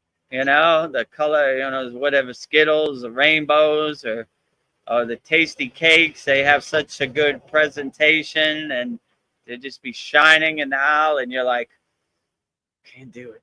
Can't do it. Ugh, So that mouth pleasure is strong. That's probably the hardest vice I have, right? Like I remember in the Himalayan mountains, like what would I do for a bag of M&Ms right now? yeah. What this, what would you this do? food, this food is pretty bland, and I mean I'm not gonna die, but it's not like a tasty palate in your mouth. Let's say it's kind of cardboardish, You're not gonna die, but it's like I don't know. It'll get you through the day, but it's not that tasty. So, but yeah, I agree. That's probably my biggest vice, also sugar. But I'm doing good. But they have a good presentation. They have good packaging on those magical M&Ms and Yes, Skittles or great whatever. marketing. great market, great marketing. The colors and the shapes, hypnotize your mind. Absolutely. Sandy says that she's a double Taurus with Mars in Cancer in astrology terms, natural foodie. Well, I used to do astrology artwork at psychic fairs, and Tauruses love their comfort, and I'm a Cancer, so Food is definitely cancers like their comfort, emotional comfort. So yes, you are a natural foodie. Like, yeah, and food feels good. Yeah. Yeah, it definitely feels good. I don't blame you. That's, like I said, that's probably my vice, you know. Like I've never really drank alcohol. I never had the taste for it. I don't like cigarettes or smoking. That's Yeah. probably the ugliest thing to me. I hate that. Like that was probably the thing I hated the most about my DJ career. Like Mhm. I used to have security just to move people away from smoking, and I had a fan just to blow the smoke away from me. Let's see, we Yeah. have a Thai guy cleaning behind me, sweeping up Ah, the leaves. it's part of the atmosphere. Yeah. It's live here. Yeah. And you have no green screen. Yeah, no green screen for sure.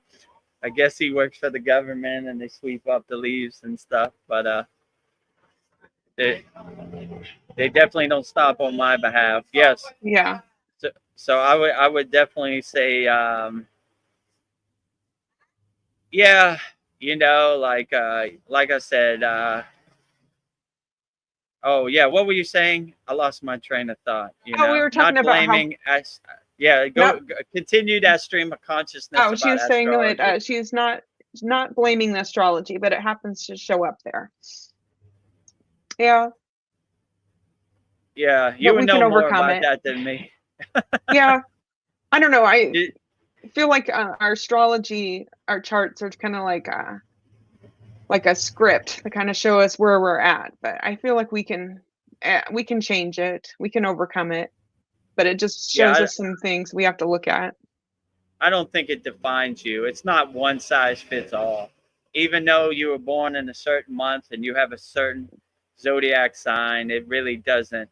It's not predetermined. You could pivot and change course, and you could, you know, go a Yeah, different direction. So it's not the end all be all. I don't see how every person in the world born in a certain sign would fall into that box. You yeah, can you could change course. It doesn't define you. So you could say, yeah, I know it says I'm like that, but I am the king of my castle and I can change course and do different. So even though it says you like comfort and you enjoy sugar, I wouldn't let it define you. Break the mold, break the yeah. matrix. Break. And then, yeah, Sandy says, yeah, I see it as a map, shows your strengths where there are challenges. Yes, that's a better way of putting it. Yeah, I Yeah, always kind of saw the astrology chart as like your script. You had your houses, like you had the scene, your characters, the play. I don't know. It's just, but definitely, it's just a map. And what Vedagurudev said is just like you can't. It doesn't have to define you. Oh, and then you have another good point. We can work with these energies. We are alchemists. Yes.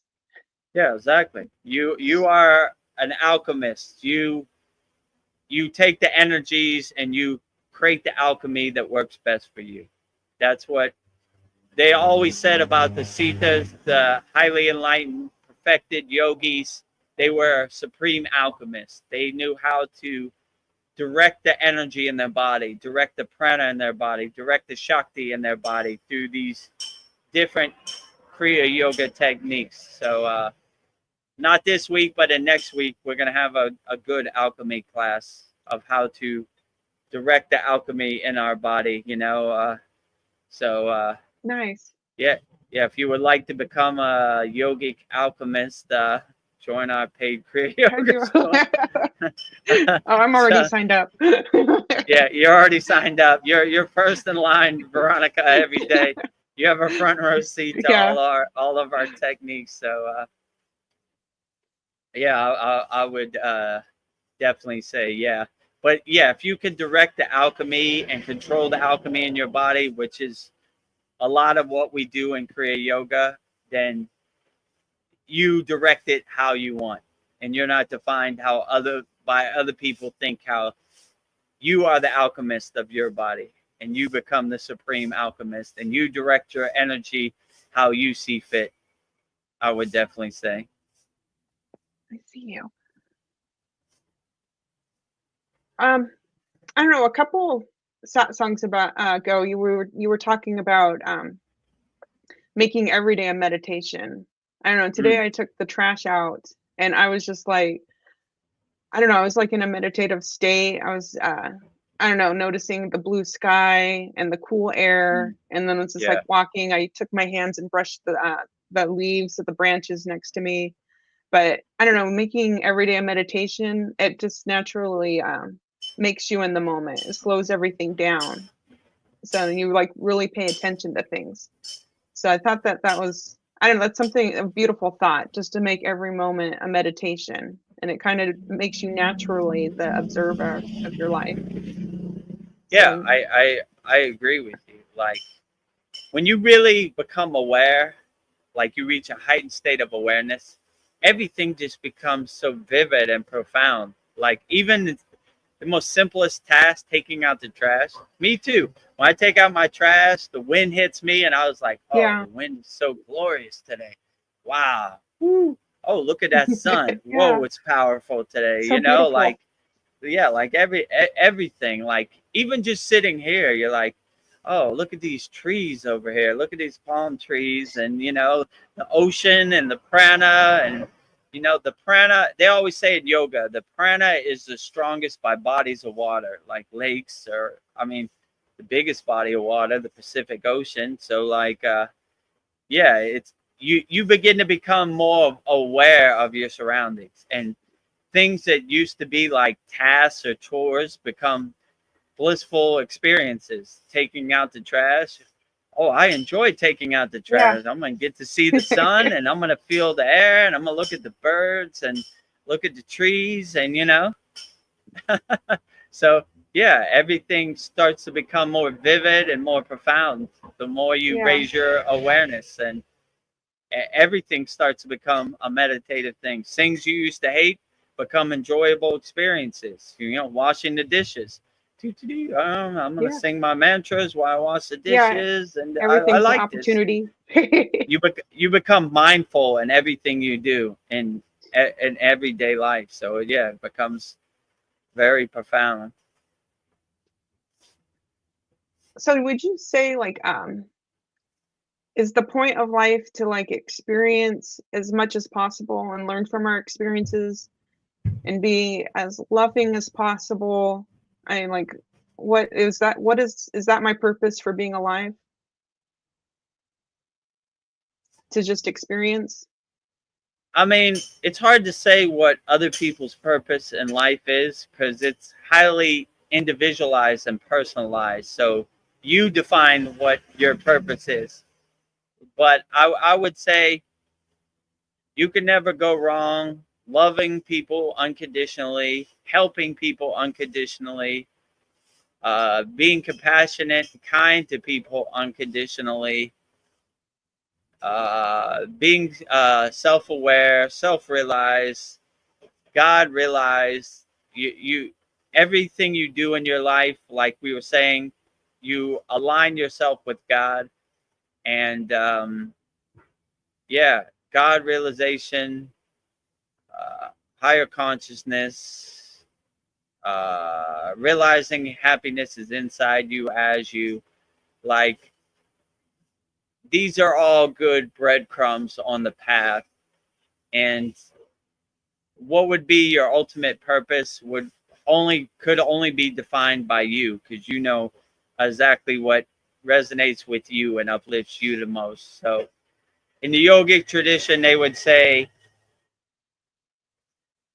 uh, Satchinanda, which is absolute being, absolute consciousness, absolute bliss, right? So absolute oneness, absolute everything. So I mean, I would say the purpose is different for everybody, but if you do any of those things, you pretty much can't go wrong. Helping people, like they say in yoga, the highest form of yoga is karma yoga, which is selfless service. Like you could never go wrong with helping people without any expectations. So, but I would say it'd be your purpose would be mostly defined by you, not by anybody else. So, Yeah, I guess the purpose is a any of those that work for you, just lean into them.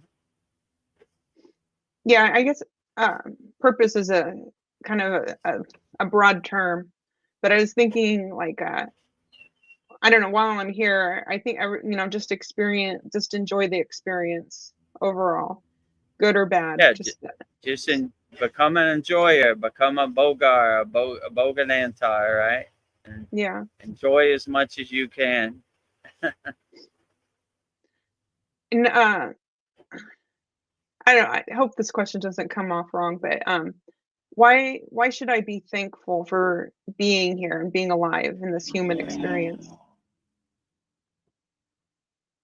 It's an opportunity to get as far down the spiritual path and make as much spiritual progress as possible. So you should be grateful for the opportunity to upgrade, because there's 95% of the people in the world are just stuck in the hamster wheel, right? Yeah. So just the blessing of being aware of what is aware, and seeing the movie and the clown show or the monkey show for what it is a true blessing in itself. And once you have that discernment, then you could really start doing the inner work, the spiritual work, right? Like, I'm not attached to any of these distractions or these landmines or this war zone or this Maya delusional world. I just navigated it as best as I can, put a smile on my face as best as I can, and be as grateful as I can. You know, I try to make it as a practice when I wake up, just put a big smile on my face and just like, yes, another day to do it better than the day before. So I always try to have that kind of perspective, which is a good perspective to have. So yeah, you should always be grateful, because it creates a higher vibration in yourself. And taking for granted all the beauty in the world kind of lowers your vibration, right? So if you have the tools to vibrate in a higher frequency, then why would you not want to do that? And God is great every day, you know? Yeah. Babaji is the greatest. Like, all the glory to them. Like, yogis have done so much to lay the path and lay the blueprint, and all these kriyas we have over thousands of years, then it's a true blessing. I feel like almost every day practicing kriya yoga, it's a gift that keeps on giving, if you know what I'm saying. It's a lifelong gift. I was going to compare it to gold, but gold you spend one day, so it's even better than gold, right? If I gave you a gold bar, Kriya yoga would be better, because when you integrate it into your life, it uplifts you every day, and it helps you overcome anything that happens in the world. You have a right mindset, and a right perspective to tackle anything that happens in this world. Nice. And then Mariana, on that stream of consciousness, she says, I guess our purpose, generally speaking, is transmute the darkness to light and to experience everything that we are not, because there's only unconditional love on the other side. Yeah, I would definitely say be a lighthouse, giving light to the darkness, you know?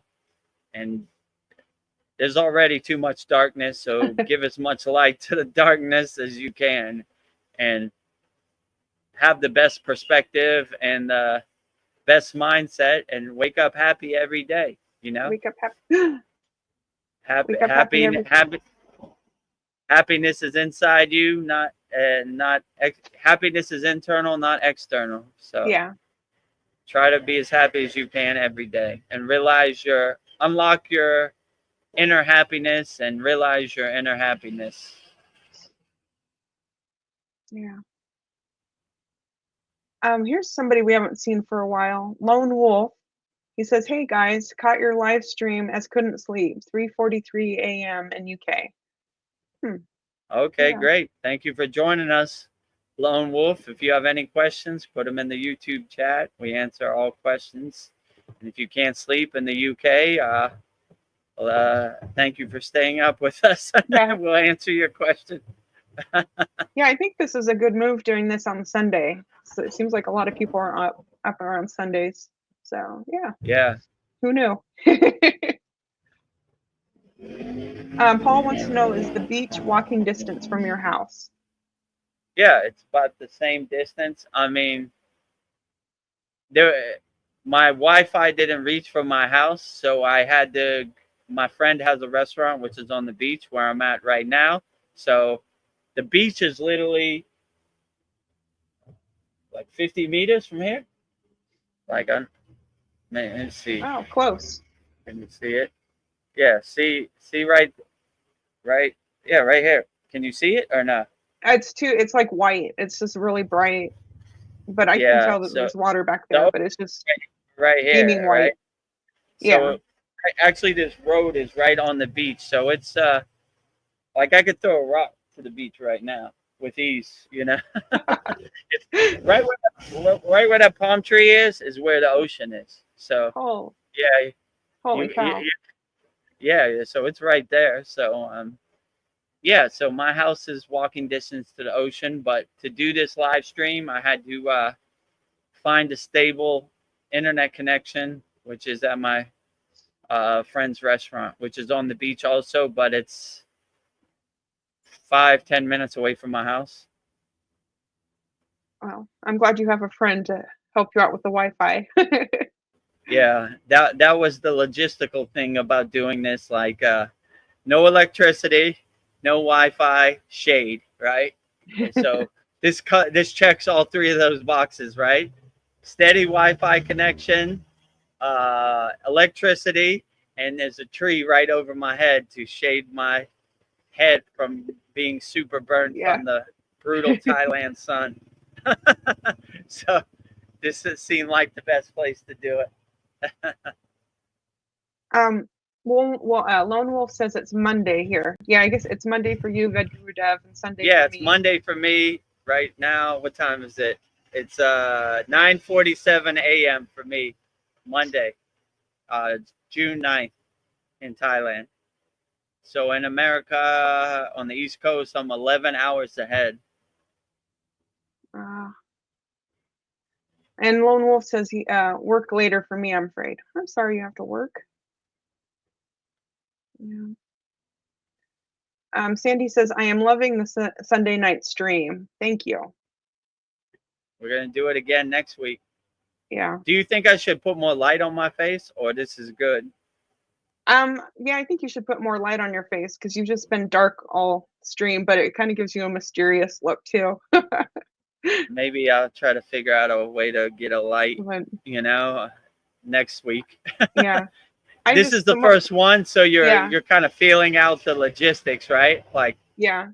All right, let's try it. It's gone pretty good, but there's some things I need to iron out, like more light on my face. I don't know. I think is there anything else I should do? If you see anything else that would make this live stream better, put it in the YouTube chat. What do you think, Veronica? I think just maybe putting some more light on your face so we can see you. But I'd like you up close. It kind of reminds me of like the Babaji birthday, and yeah, it was nice seeing you up close. It feels more personal. So and the commercial that I have like a halo over my head from the light in my house. Yeah, that people like that too. Yeah. But I was gonna try to do it on the ocean, but it just couldn't work logistically. The Wi-Fi wasn't steady, and the hotspot wasn't, and I would have to run a extension cord from here across the street, and you see all these cars would run over it, and so this kind of worked out. But yeah, it worked out pretty good, probably better than I thought. No, this is nice, and I like the palm trees behind you. It's very pretty. So it's like it's a winner. And Lone Wolf says beautiful. So okay, it's agreed. So the only thing I need to do next week is get a light, so I can have more light on my face.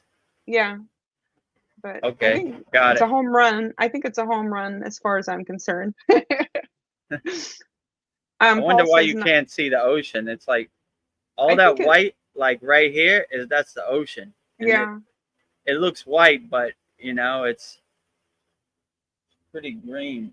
Can you see the boats? You can't even see the boats, No, right? it's Oh, just you like can see. white behind you. Oh, I can yeah, see cars, a car behind you, but yeah. You see yeah. those cars there, right? Yeah. So I guess that's the ocean should be right here. This is all the ocean, but it just looks whited out, right? Yeah. That that sun is too bright. This is all ocean here. I see some boats, but they're too far to see. Maybe can you see any boat? No, I No, don't see yeah, any boats. they're too whited out, but I Yeah. see some boats. Yeah, there's mountains over there, but it's too far to see. Well, maybe when we put light in your face, maybe that will help with I don't know, the Yeah, light. I maybe don't it know, could have a better. You could see more. All but right, next week I'm we got the light. I know I'm happy with this. I think this is cool, you being out in nature though. Yeah, it's worked Paul, out pretty good, better yeah. than expected. Paul says, nice. I'm going to set up a stand to sell fresh coconuts water to the tourists when I come to visit. Oh, there's a lot of Yeah, competition. I mean, yeah. a lady just passed who's selling Thai lottery tickets, and yeah, they have a With bunch of you'll see somebody they have like a coconuts. coconuts on their motorcycle, and they kind of drive around and honk at people and ask them if they want to buy a coconut. Maybe next week I'll get a coconut. I'll put it Yeah, right here, and I'll put it here and sip on it every once in a yeah. while. I'm drinking my coconut water. Oh, Lone Wolf, he wants to know, are you at a cafe? Yeah, it's like a restaurant, but it's closed on Monday, so no one's here. So it's just me. So my friend was like, if you come on Monday, no one will be there, so you won't interrupt any customers, or so you could use the Wi-Fi and Nice. electricity and everything. So it worked out perfectly. So it's Monday morning here, which are closed on Monday anyway, and Sunday night there. So yeah, it worked out. Yeah, I feel like it was meant to be. Everything's lining up. It was Oh, meant to be. Paul says that all of his proceeds will go to our ashram for his Well, let's coconut start stand. working on it. Let's start working on it. We need a coconut contribution to the ashram. Yeah, Like it and all of reminds me when I used to live in Miami. There used to be inner city kids who would sell M&Ms at like the traffic light, and they would support our football team. So support our ashram. Get us up to 1,000 members so yeah, we can have super chat and we can have let's build our ashram. coffee. Yeah, we can get some donations in there on YouTube. If you're not subscribed, subscribe here. Vedagurudev at YouTube channel. Discover the secrets of Kriya Yoga. 100% free. Freekriyayogamasterclass.com. Need help? Book a call with Vedagurudev, Kriya Yoga Masterclass. And if you enjoy all that free value, all this is free. All three of these, Vedagurudev YouTube channel, free Kriya Yoga, SKOOL platform, and book a call is all free. If Hmm. you like the value, then you could join, make a decision to join our paid community. But go through those free 3 steps, no cost to you at all first, and then we'll get to work. That's some Yeah, good win today. yeah. You got the Jai Babaji. Jai Babaji. Jai Babaji. Let me put my prana mudra up, soak in all that nice, enjoyable wind, that sea breeze. Wow, outstanding. Lone Wolf. On YouTube, it says I'm the only one in the chat. Just to let you know, guys. Well, we have 3 YouTube channels. It depends. Yeah, it depends what YouTube channel you're on. I think Vedagurudev, this one, has the most people. Because if you're on the other ones, not too many people go to those other ones. But yeah, this is your main one. This is the main one right here. So if you go on the live stream there, you'll see probably a lot more people. I'm looking at the people. It looks pretty good. So yeah. I think you're on one of the other channels. There's definitely way more than one person on here. Paul, these will be Texas coconuts. Everything is bigger in Texas. They will love these. LOL. Oh, I don't know. There's some pretty big coconuts here. If a coconut lady's coming around, I'll show you a real Thai coconut. They're like this big, so they're pretty big. Like they're way bigger than like those those brown ones that are really small. Like fit in your hand like an orange. These are like 3 times the size of an orange. So try to find a Thai coconut. There might be somebody passing by selling coconuts. You'll hear them. They got like a horn, like coconuts come coming get through. your coconut. Yeah, something like that. Coconuts coming through.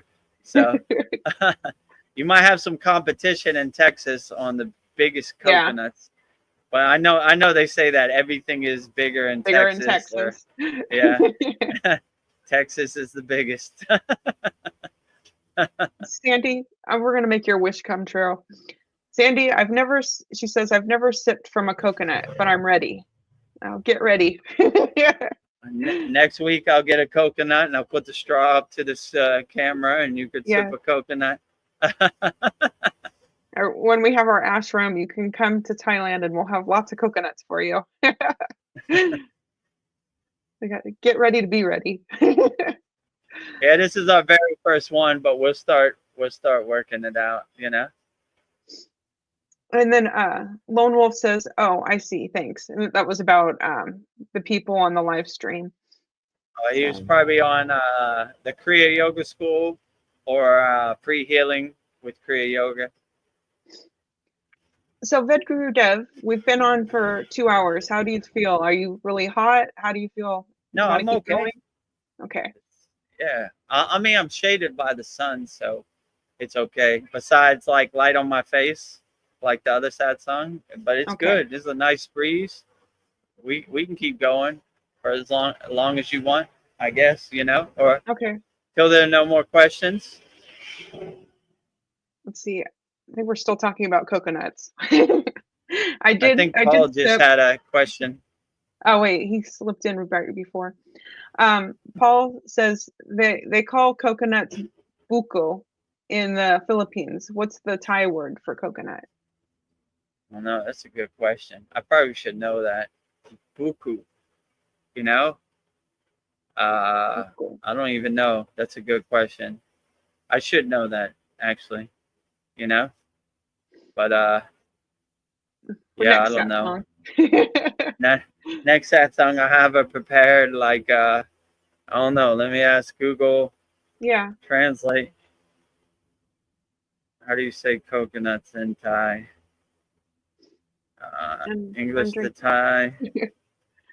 I don't have a coconut. I just have a box.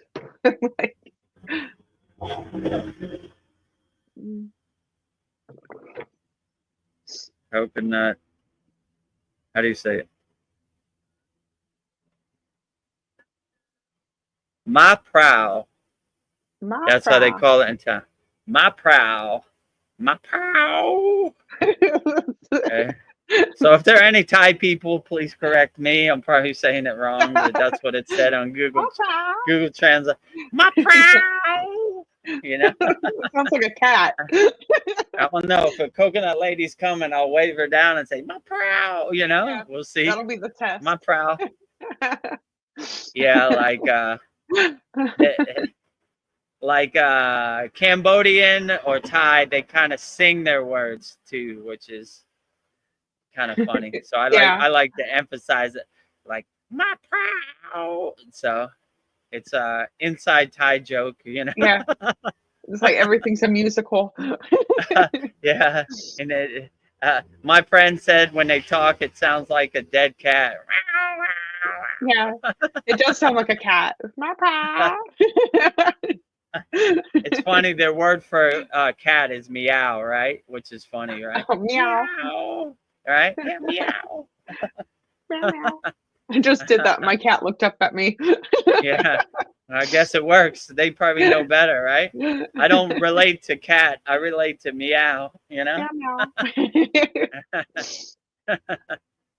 I'll see. Mariana says that I did sip LOL when I lived in Dominican Republic. They are delicious and usually sold by the Haitians on the street. Yeah. So Yeah. these Thais, they have a fresh coconut and they like chop it on top and they open like a little hole, like a hatch, and then they put the straw in. So it's straight from the tree. Sometimes you see them. These trees don't have it. Oh yeah, that tree over there has coconuts. Oh, nice. Let me see. Hold on. Can you see it? Right? Yes. Yeah, I can make out the shape of it. Yeah. Yeah, it's like right there. I think it's here. Yeah. So. Yeah, and I can kind of see the water in the background. Oh, It's really? kind of a light blue when you had it over towards the coconut, but it's pretty much. Can you see it better over here? Yeah. Yeah, I can see some light blue. Oh, that's like the skyline to Pattaya. Like you could, I mean, in the distance you could see the skyline to Pattaya, which is the closest city. It's about 15 kilometers, but you could see where I live is in kind of a bay, and on the other side of the bay is the city of Pattaya. So yeah, that's probably what you could see in the background. Yeah. But maybe when I get a light, like this camera doesn't really work good with low light. As you could see, like it, when I don't have the light on in my room, it looks terrible. But when I have the light on, it looks a lot more clear. So maybe next week I'll figure on getting a light so I can brighten it up and maybe you can see it better. But well, yeah, this is the first one. Yeah. Yeah, we're working it out. Yeah, I think for the first one, it's not too shabby. I think we did pretty Yeah, good. not too shabby, better than expected, you know. I mean, once you do, you figure stuff out, you know. You could plan everything, but there's always going to be something that you forgot. Like, I actually forgot my webcam before I came here, so I had to go back to my house and I was like, I forgot the most important thing, you know. Like, I remembered everything but the most important thing. So these things happen, you know. But the more you do it, the more you get a system and you get accustomed to what you want to do.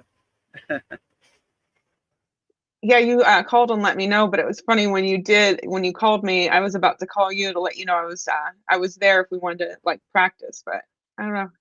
It's kind of like everything worked out. Yeah, it all works out in the end. Oh boy.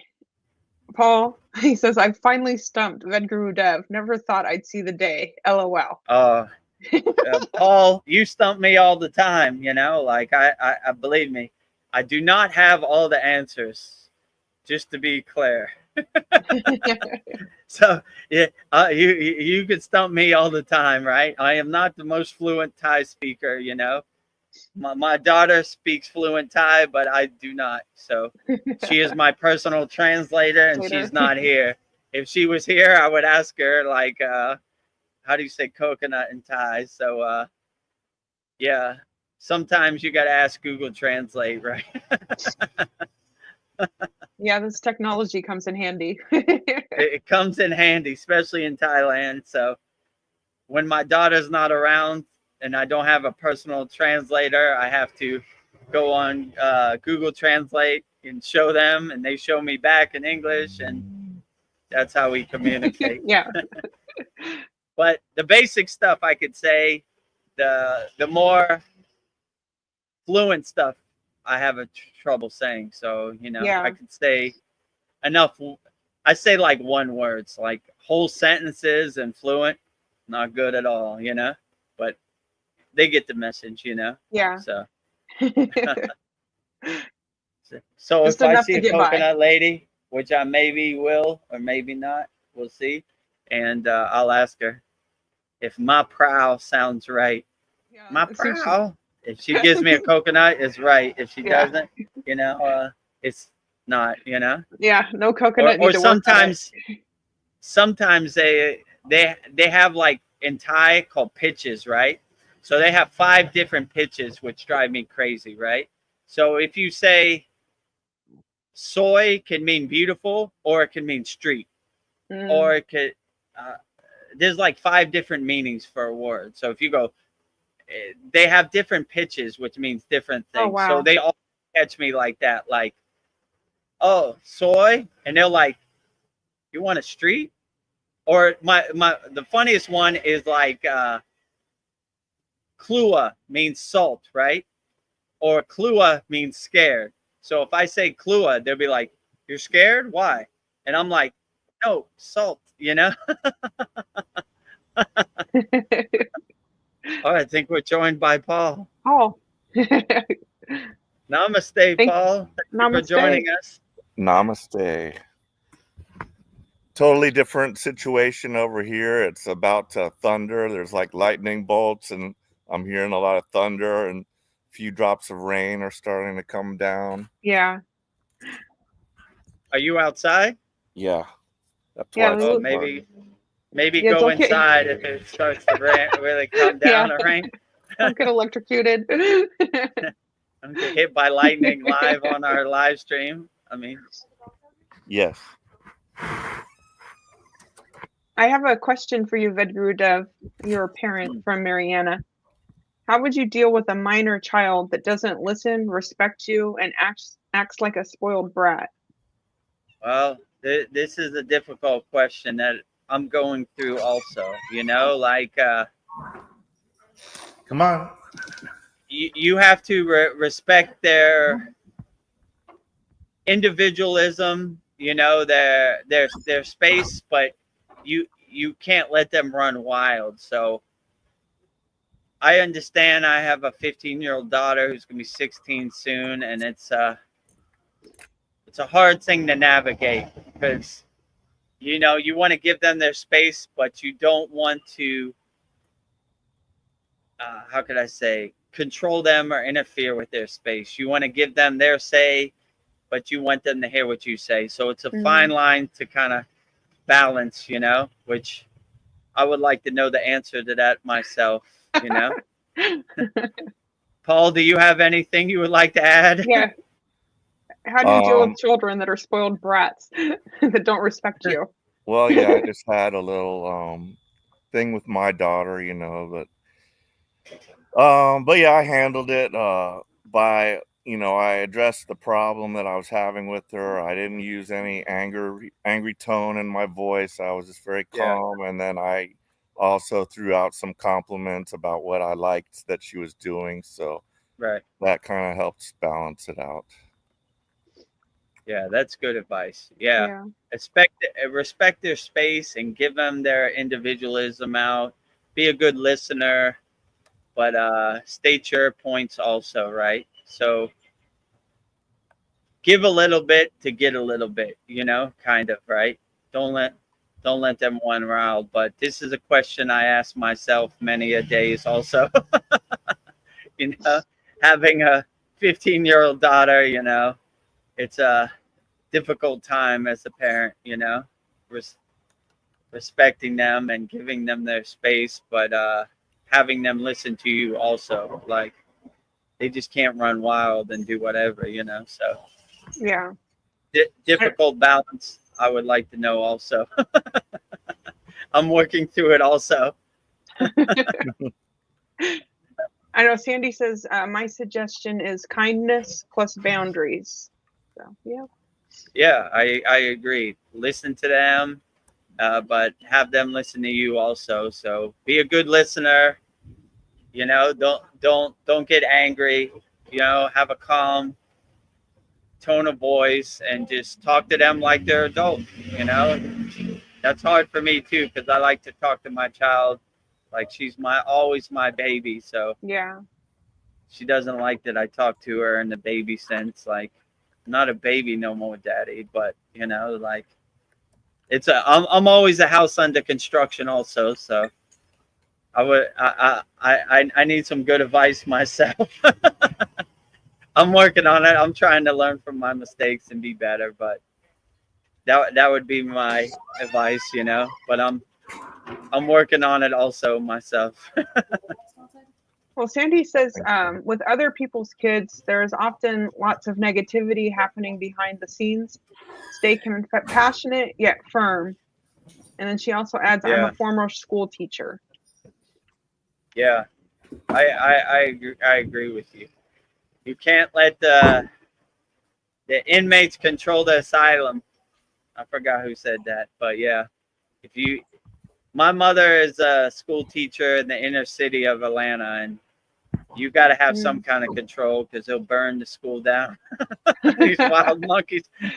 Yeah. So, yeah, you got to have some kind of boundaries and control, but still be a good listener. So, take some practice. I haven't mastered that skill yet, but I'm working on it. So I try to be as understanding and as I can. Yeah. Try to be a good listener. I've got my coconut water as well. Yeah. Oh yeah. Everybody in America has coconut water, and I'm in Thailand and I have none. Of course, when I'm looking for the coconut lady, she's not around. As soon as I leave, I'm gonna pass by her and be like, "Oh, right, she was just coming down the street," you know. But that's how it works, you know. What they say, Murphy's Law. What can go wrong will go wrong. Well, who knows? We still have time. Mariana says, "Thank you for all the advice." Yeah, no problem. My pleasure. Anytime, Mariana. And then I got organic coconut water too. See, everybody's way more prepared than me. They have super organic, like it's right off the tree, and they cut it. Like sometimes you'll see them. Like I can see the coconuts over there in the tree. Yeah. They climb up, you know, they like shimmy up the tree and they cut it down, or they have a stick that cuts it down. So I'm not lucky that today. At least I don't see no coconut. Yeah. Well, I guess be more Monday's not coconut water, and no coconuts on Monday. So next week I know a coconut shop like right close by here. So, but it's it would take a little bit of time to get there, like 5 minutes. So on my way next time I'll get the coconut. Yeah. So light and coconut. That's what I need next week. Yeah, but you can be sipping on a coconut. There's no real way to tell unless you do it, you know. So working out the kinks on the first one.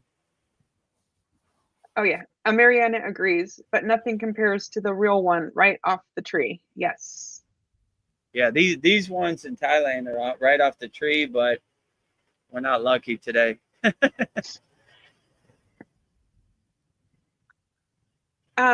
Let me see.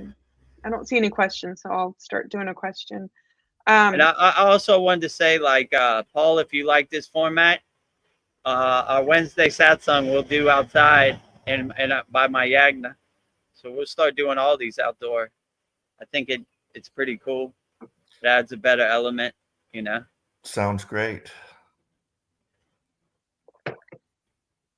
Would you say that our soul is our most precious item that we carry on ourselves?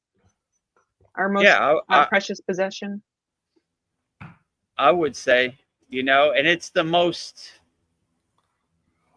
undisturbed or untouched thing also, right? Like your physical body can go through stuff, but your soul energy is always pure.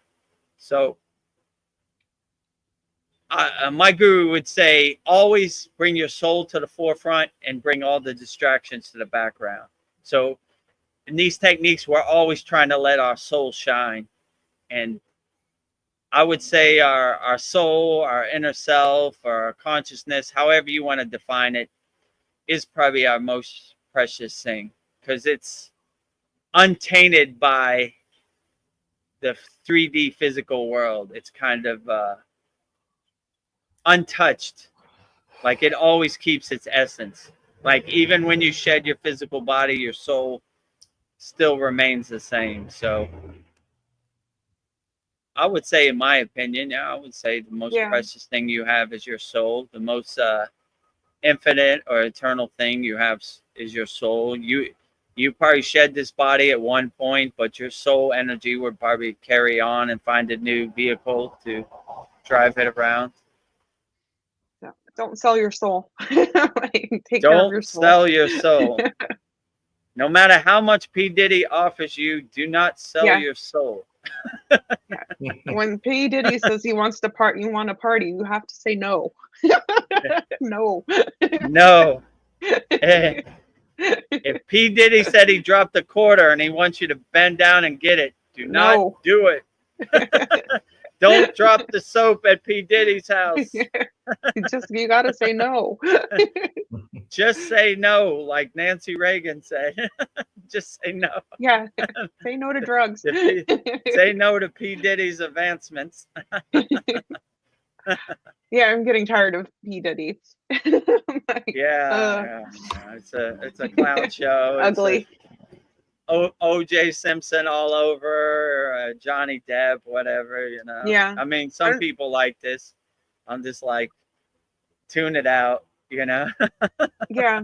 I feel like it's a distraction. We're looking at that. Maybe there's something else we should be looking at. I feel like it's all a distraction. So. Yeah, for sure. Speaking of the show, there's now a large feud between Elon Musk and the president. Oh yeah, it's fake. I saw that too. Yeah, that's what they say. They say, you know, that's all part of the show, you know, and later they're going to become friends again, or it's for some certain reason or something like that. But there's something they want us to look at. So yeah, that's true. You know, like focus on the feud between Elon Musk and Donald Trump. Don't look over here, because we're doing some shady business. Yeah. If you know, they're, I don't know, they're psyops, and you know, they're. Anytime they tell you to look over here, you got to question that. I would immediately look over here, because what are they trying to hide? You know, maybe they're sneaking aliens in, or I don't know what they would do. But yeah, so I don't know. I trust. I question all their narratives, but yeah. Best friends today, enemies tomorrow. It's a crazy season on America, you know. I watched one show. It was like that. I forgot what it was called. I only watched like one episode. It was called Succession or something like that. And the guy who owned the big corporation, his children wanted to take it over it, and they were all stabbing each other in the back. I was like, man, this is crazy. Yeah. Your own blood, you stab in the back, push them down the stairs, throw them under the bus, whatever. I was like, man, I don't know, you know. But I guess I was never built for corporate America. I'm not a good backstabber. Mariana is a fan. She says, I like the outdoor live streams. Let's do it again. Yeah, so we'll do this every Sunday night, 9 p.m. Eastern Standard Time, and even our satsang we'll do outside this week. So if people approve and they like the atmosphere, then we'll do all of our live streams outside from now on. And then this is a good comment. Joe Kansas, he says, namaste and thanks again. Vedagurudev, hi to Paul and Veronica. Your videos have been helping me with my pain. Good.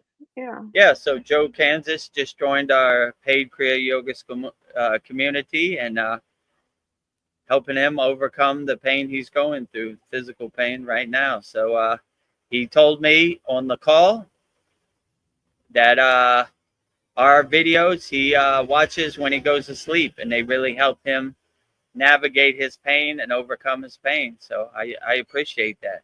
You know, I'm glad we're affecting people out here and bringing light and positivity to them. So whatever they're going through in the present moment, we can overcome. So Yeah, I think that's why I show up every week. I think maybe our conversations are helping people, and then we get a confirmation like that. So it's like, Yeah, we're doing. definitely. And Joe Kansas, if you click on the StreamYard link, you could come on here live with us, me, Veronica, and Paul. So there's two links that I send to our paid members. One is a YouTube link, because some people prefer YouTube, and one is a StreamYard. So if you want to come on screen, click on that StreamYard link. We'd love to have you anytime. Yeah, all are welcome. All are welcome. On the Mariana subject, has a question for you, Paul. okay. Paul, do you believe 47 is on Epstein files? But yeah, their feud looks staged. No, I was watching David Wilcock today, and he said he looked that up, and he had an insider that knew about what's on the Epstein list, and he said Trump's not on there. So no, I don't think he's involved. That's just part of the narrative. Well, The I false bet another president was on it is Clinton. I bet he's on it 100%. Oh yeah. So, That wouldn't surprise me. Yeah, you know. The Clinton Elon hit syndicate. Elon hitting below the belt. mhm. Trump's on the Epstein list. Yeah, Not playing fair. a question I had about he was saying he was in pain, and speaking of pain, body ailments and afflictions that we get, like is our body trying to tell us something? Like, can we learn something from these diseases or whatever type of thing we're going through? For example, like, having vision problems, I was like, all right, what am I to learn from this? And what is my body trying to tell me something, like I should not pay so much attention to the outside world and, look at the spiritual world instead. Open your third eye, maybe it's telling me. So what's your take on why we get, diseases, and if there's anything to learn from it, or what do you think about all that? I mean, I would say if you get diseases or you have some struggle or some suffering you have to overcome, it's not really a message. It's just something all of us yogis have to go through. Like every single one of us, our body breaks down at some point, and we just have to have the right mindset and the right tools to overcome it. And you just can't really get attached to it or go down that rabbit hole.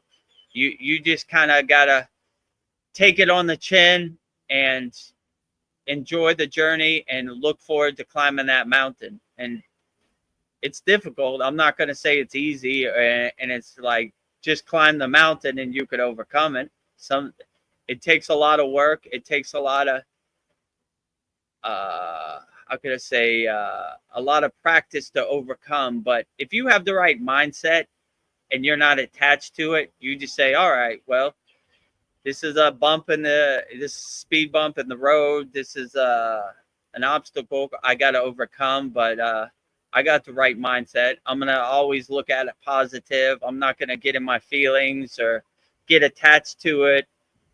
Then it should be an easier ride. But, I understand there's a lot of health problems. There's a lot of pain out there, and it's not as easy as I would like to make light of it. But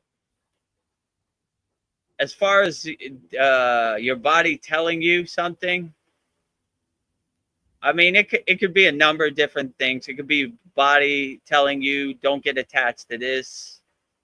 Everybody goes through some physical pain in their life, or like you are not the body, you are not the mind. So, even though you go through it, just try to overcome it as best as you can with a good positive mindset, no matter what pain you're going through. But it definitely takes some practice.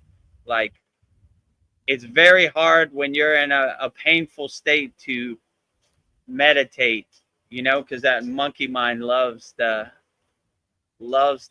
attaches to the pain. So I I don't know. It's a good question, but it definitely takes a lot of practice.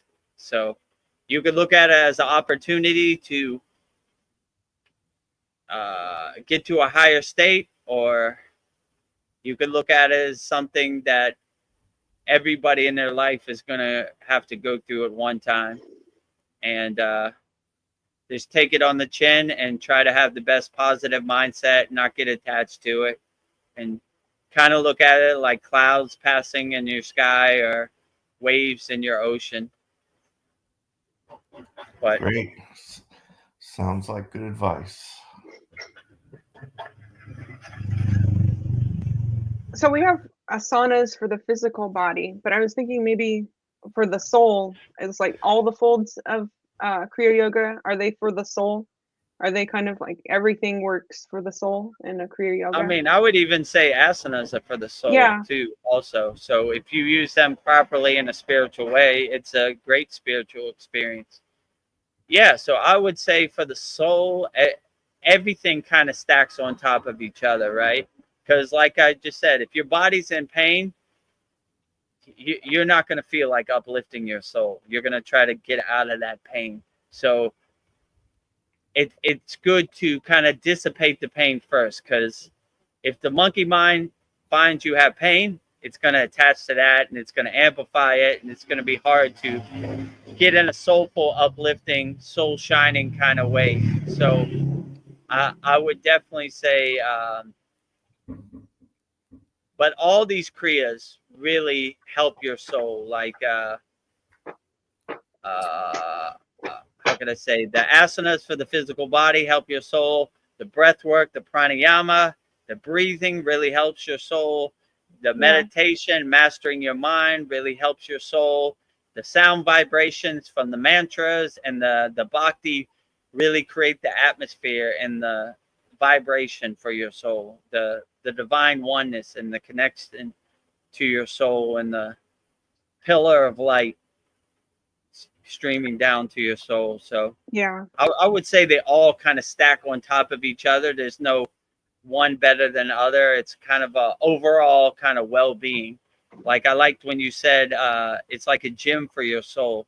So like, it really is. You know, in the gym you have everything, right? You can't just do curls. You gotta do a cardio. You gotta ride the bike. You gotta lift weights. You know, so there's like a smorgasbord of everything for your soul. So yeah, that is the easiest way to put it. A gym for your soul, Kriya Yoga. Yeah, I guess the soul's like a muscle you got to work at. You got to strengthen that soul. Take some work, especially it's been sleeping most of your life. You got to kind of bring it to the forefront and bring the distractions behind. So it takes a little bit of work, but if I could do it, anybody could do it. On our last song, Sandy, she had an interesting question, and I've been thinking about it, about creativity in for your spirituality. But I was thinking, when we're creative, I feel like that's when our soul, you get to see your soul when you're creative and you're loving. I feel like that's when your soul is shining, because it's I feel like that's a way for your soul to express itself, like through creativity, every form of creativity, even like speaking. Yeah, I agree. When you get into a flow state, it's almost like your soul is shining and guiding you no matter what you're doing. Like if you're painting, you're making music, you're dancing, when you get into that flow higher state, it's almost like your soul is guiding you. It's like, I got it from here. So you just kind of witness your soul kind of driving around and guiding you and getting you into a flow state. So yeah, when you get into that higher awareness or the higher vibration, your soul just kind of takes over, and it almost becomes like a witness process. Yeah, and like maybe somebody who doesn't seem that attractive, when I start talking to them, they seem like the most attractive person to me when I'm not like looking at their body. Or I'm like, wow, you're really beautiful. I love your soul. You're like the most beautiful thing I've ever seen. That's when you see like the soul shining. Oh yeah, I'm sure they appreciate that, because sometimes you need somebody from outside the box to recognize it, and then it Yeah. kind of wakes you up too. Like, oh yeah, I do feel pretty good. I do feel like Yeah. I'm glad somebody could see that externally, and I can't see it, but it's a good confirmation and really helps uplift you in the present moment also. Yeah. What was something else I was thinking about? What is like heart-based spirituality? Where does the heart play in spirituality, I guess? So your heart chakra, your anahata, it would be unconditional love. Like you would just, when you open your heart, it's kind of symbolizing open your heart chakra, letting it bloom, and you just kind of radiate love in a kind of not emotional way, but more like a universal way, like a universal vibration that affects everybody. So you kind of want to become that antenna, that radio tower, to just always radiates that state of love. So yeah, I would say heart based spirituality is this unconditional love. No, I guess we lost Paul. Maybe he'll be back. Oh, I it's hope okay. it is. Paul, come back. Maybe it's too late for him. Yeah, maybe it's time to go to sleep. And then Sandy had a comment for me. She said, absolutely, Veronica, my soul is in harmony with all that is when I'm in my creative zone, which is often Yeah. connected to music for me. Yeah. Yeah, absolutely. Yeah, it's different for other people. Some people get into a real flow state of music. Some people get in a flow state of drawing, painting, making art. Some people get in a flow state of exercising. It's endless for everybody. And then how can I know the heart of God? Is that just to realize that I am God? How do I know? How can I know the heart of Man, God? that's a deep question. The heart of God. Well, I always start these God conversations with this: a God defined is a God confined. So I make no use this disclaimer. I make no guarantees that I know what God is thinking. That's way above my pay grade. That's beyond my comprehension. Connecting to the heart of God is basically aligning yourself with the divine oneness. Like all of our techniques in Kriya yoga basically do that. They align with the divine oneness. They make our cells in our body radiate with divinity, right? So we're always trying to have that universal consciousness, that merging with the light, merging with the source, right? Like if you see yourself as like a drop of water in the ocean, right? You merge your drop of water back into the ocean, or you merge your spark back into the sun, or you put your sand on the beach, of the universe. So seeing God is everything and everywhere, like no beginning and no end, the infinite, and just aligning with that oneness. That would probably be the best way to please the source. But I had that question a lot. Like the source does so much for everybody. How do you please the source? And how do you resonate with the source? So that's been an ongoing thing. I would like to know the question. I heard a couple people trying to answer it, but it just didn't resonate with the source. Yeah. So I would say, in my opinion, the best way to please the source or resonate with the source, and this is my opinion, I would say saying the primordial sound of Om, right? Just radiating Om as much as you can. That resonates the best with me. It's just like a universal frequency that uplifts the source, even if that's possible, because I don't even know if the source would need upliftment from me, because Yeah. everywhere and everything. I need more upliftment from the source than it needs from me. So, yeah, I would say if you want to connect with the source, probably the easiest way to say that and the most simple is just radiate Om. Just vibrate Om as much as you can. You know, try to hold the frequency of Om as long as you can. So like, Om.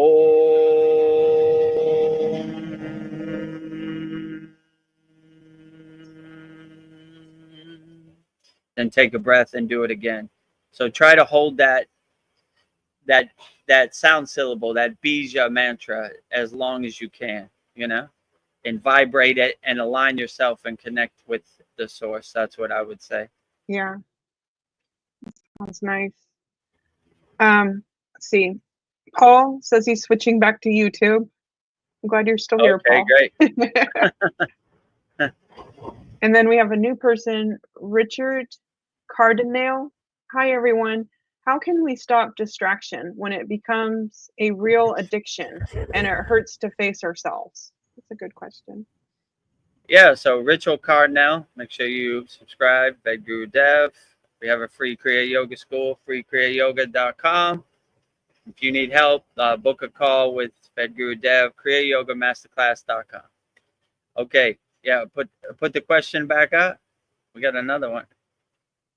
How can we stop distraction becoming a real addiction to it hurts to face our okay, so yeah, so distraction, like I said many times before, but I'll say it again. My guru used to say, Vedagurudev, you become a master distraction your whole life. You've been collecting all these distractions. So now it's time we let go and go back to zero.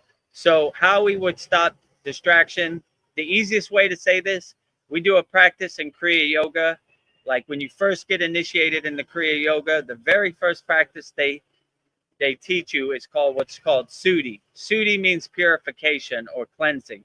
So you basically cleanse your distractions, you cleanse your monkey mind, you cleanse your mental clutter by doing this practice. And I'll show you how to do it. So basically a distraction, a thought comes into your head, you witness it, you acknowledge it, then you detach, let it go. And you keep doing that till you have no distractions. And this is very helpful in meditation because this is the mistake most people make in meditation. They just try to meditate and close their eyes and they have a hard time concentrating because the monkey mind is so powerful. So you got to clean the monkey mind first before you go into meditation. So anytime you become a master of distractions, you go through this practice of Sudhi, which is basically detach, let go.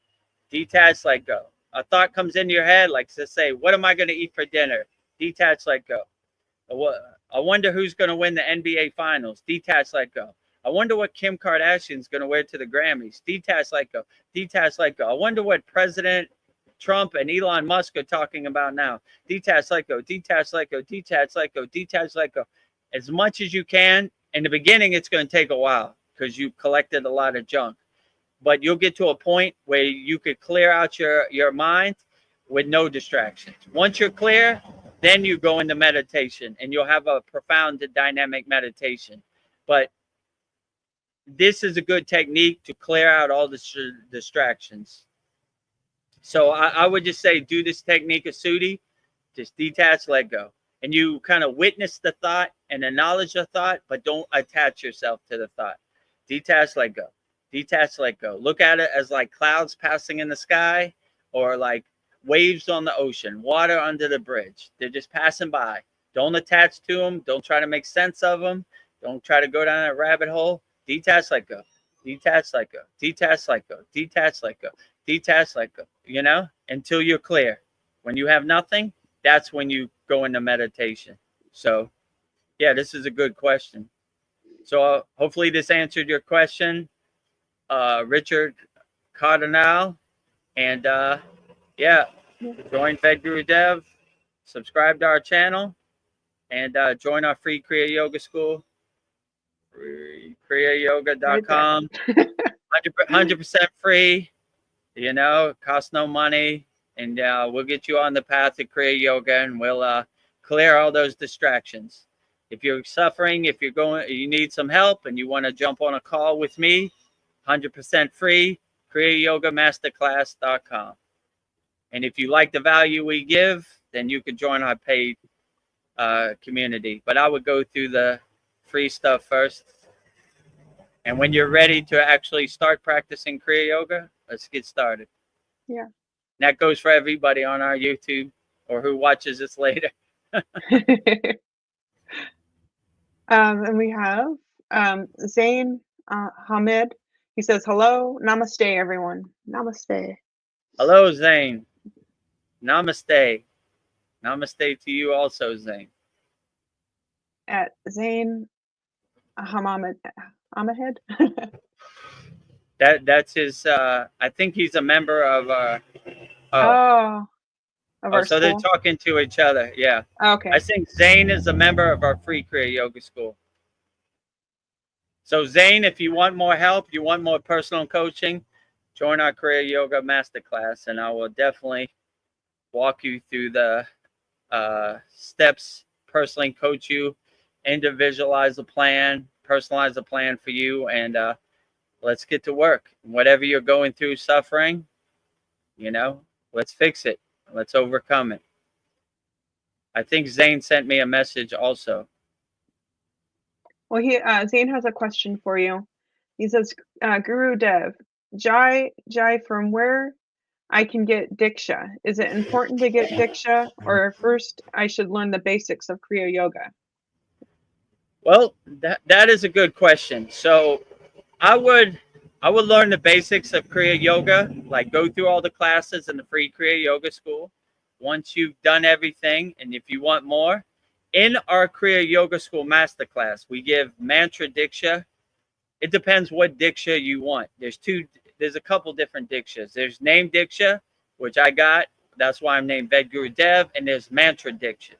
In our Kriya Yoga School Masterclass, we give mantra diksha for, I don't know, probably 10 different mantras by now, maybe more. Yeah. So if you join our Kriya Yoga School Masterclass, I will give you mantra diksha for as many mantras as we have, and I will personally give you mantra diksha. So a basic mantra you could say in the meantime is Om Kriya Babaji Namo. So this is called Babaji's Mula mantra, and I would just practice that in the meantime.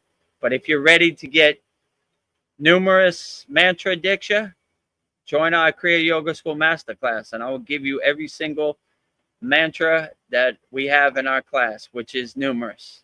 And we have some very powerful ones that we share in our class, but we don't share on the live stream. So for free, I would practice the basic Babaji Mula mantra, which is Babaji's phone number. And if you want more powerful diksha, I would join our Kriya Yoga School Masterclass, but up to you. But I would definitely say if you're going through something, go on a call with me, and let's overcome your problems. I got your email also, so I'm aware of your problems you're going through in the current moment. So let's overcome it. Let's fix it. Like I said earlier, best time to plant a tree 10 years ago. Second best time today. So let's get to work today. And let's climb those mountains and overcome whatever you're going through in the present moment. And we would love to have you a part of our Kriya Yoga School family. Yeah, I love the mantra diksha. I've just asked you, like, can I have Kali, and you just gave it to me. So I think if I asked another guru, he might be hesitant to give me Kali. We don't have the guidelines and the laws that other schools have. They're going to tell you wait 5 years for one mantra. We give every kriya, every mantra wholeheartedly. If you make the commitment to join our school, we make the commitment to give you everything you need. We don't want you to wait, or we don't want to upsell you on anything. Just $50 a month, you get everything. And there's hundreds of kriyas, and it would take you months to go through everything. So let's get to work today. So if you're going through something and you think Kriya Yoga can help, let's get to work. I'm ready to help you anytime. So I would If you've already gone through the free school and you're ready to upgrade, I would book a call with me, kriyayogamasterclass.com. Calendar will come up. You click on the red button, book a call. A calendar will come up. Pick a time and a date where you're available, and I'll go on a call with you, Zane, and we'll try to solve all your problems in the present moment. Sandy says, I'm signing out for the night. Thank you again, Vedagurudev and Veronica and all. Peace and gratitude. Thank you, Sandy, for joining us for our first ever Vedagurudev Soul Talks live from a Thailand beach. We're glad you could join us.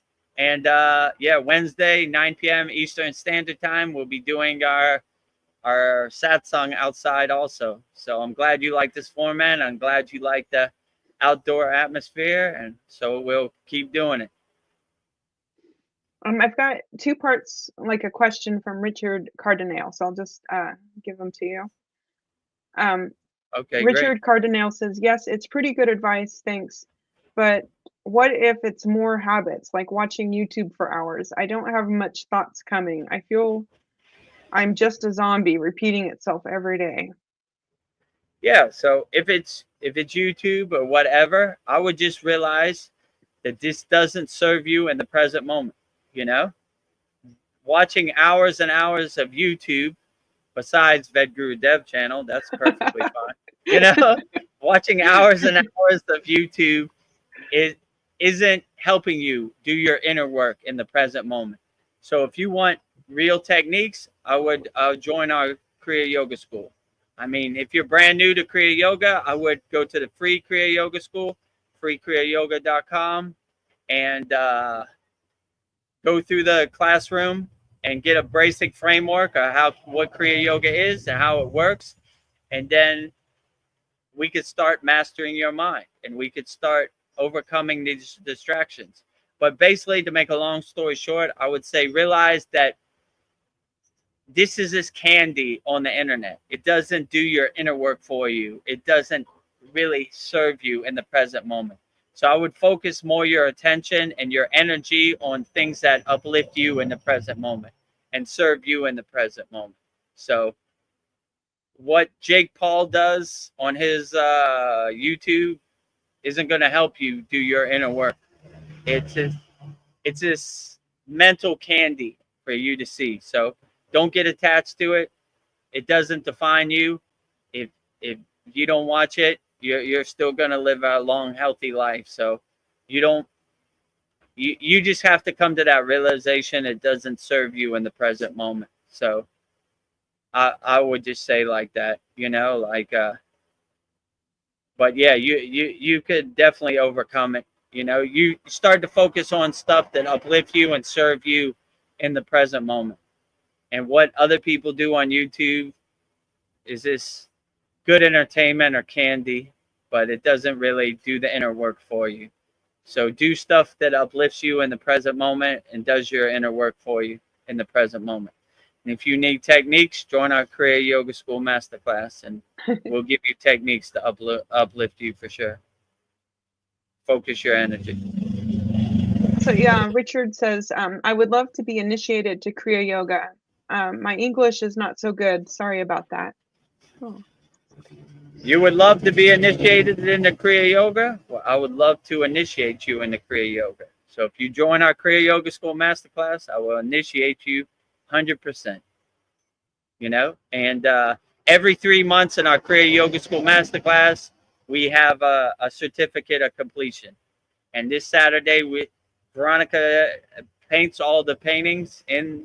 Veronica's an excellent painter, and yeah, so we just had our 15-month certificate, and yeah, if you join in the next 3 months, you'll have a 3-month completion certificate, which is excellent. So let me initiate you into Kriya Yoga.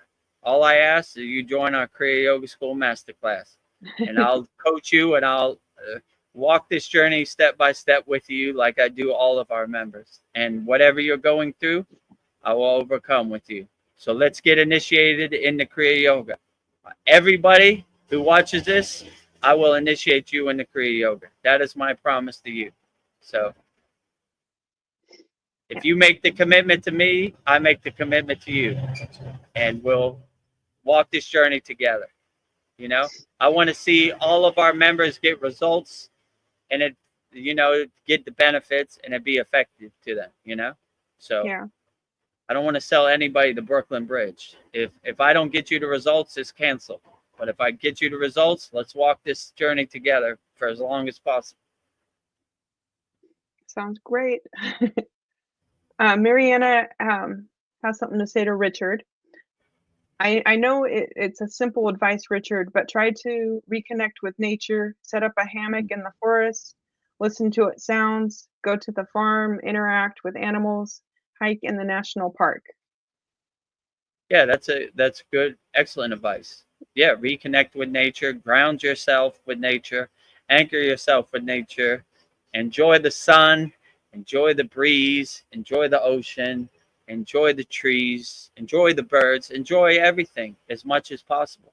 And you'll begin to see the finer things in life for free, Yeah. So just get out there and enjoy yourself. And in my case, I learned that things I take for granted are the most profound things. So once I started becoming aware and lifting my vibration, then I really started opening my eyes to the things that are around me. They became more vivid and more powerful and more colorful. So yeah, nature, birds, waters, trees, and just go outside your house wherever you live and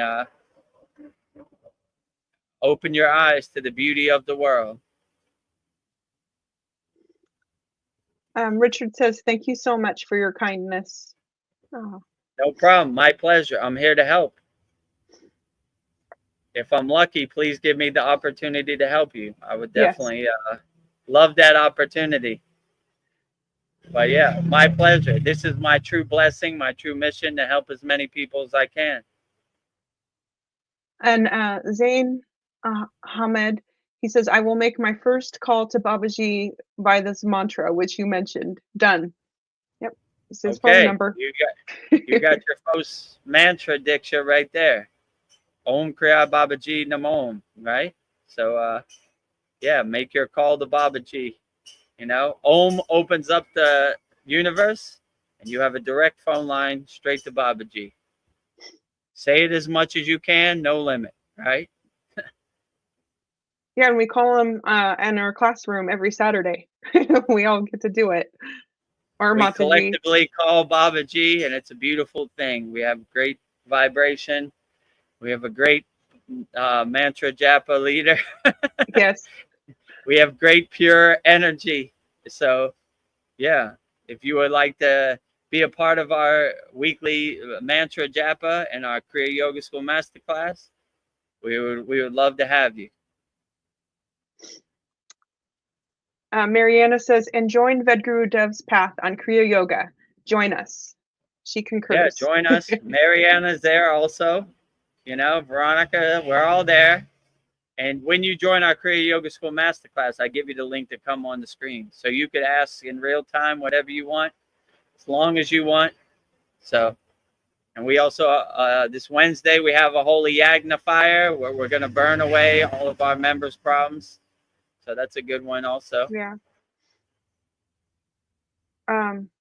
Richard says, Andromeda or Mariana, thank you. So just wanted to give you a shout out. I agree with you, Andromeda. Connect with nature and learn wisdom from nature. Yeah, good. And so Richard Cardinal wants to make sure he's saying this right. If he spelled it right, Om Kriya Babaji Namo Om. Is that right? Yeah. So he says Om Kriya Babaji Nama. Yeah, just Om at the end.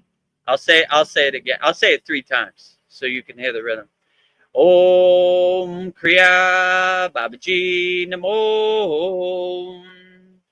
Om Kriya Babaji Namo.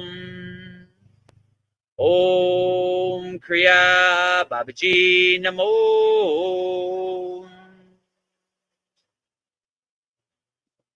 So there you have it. Richard, you are now initiated into Mantra Diksha, Yes. Babaji's Mula Mantra also.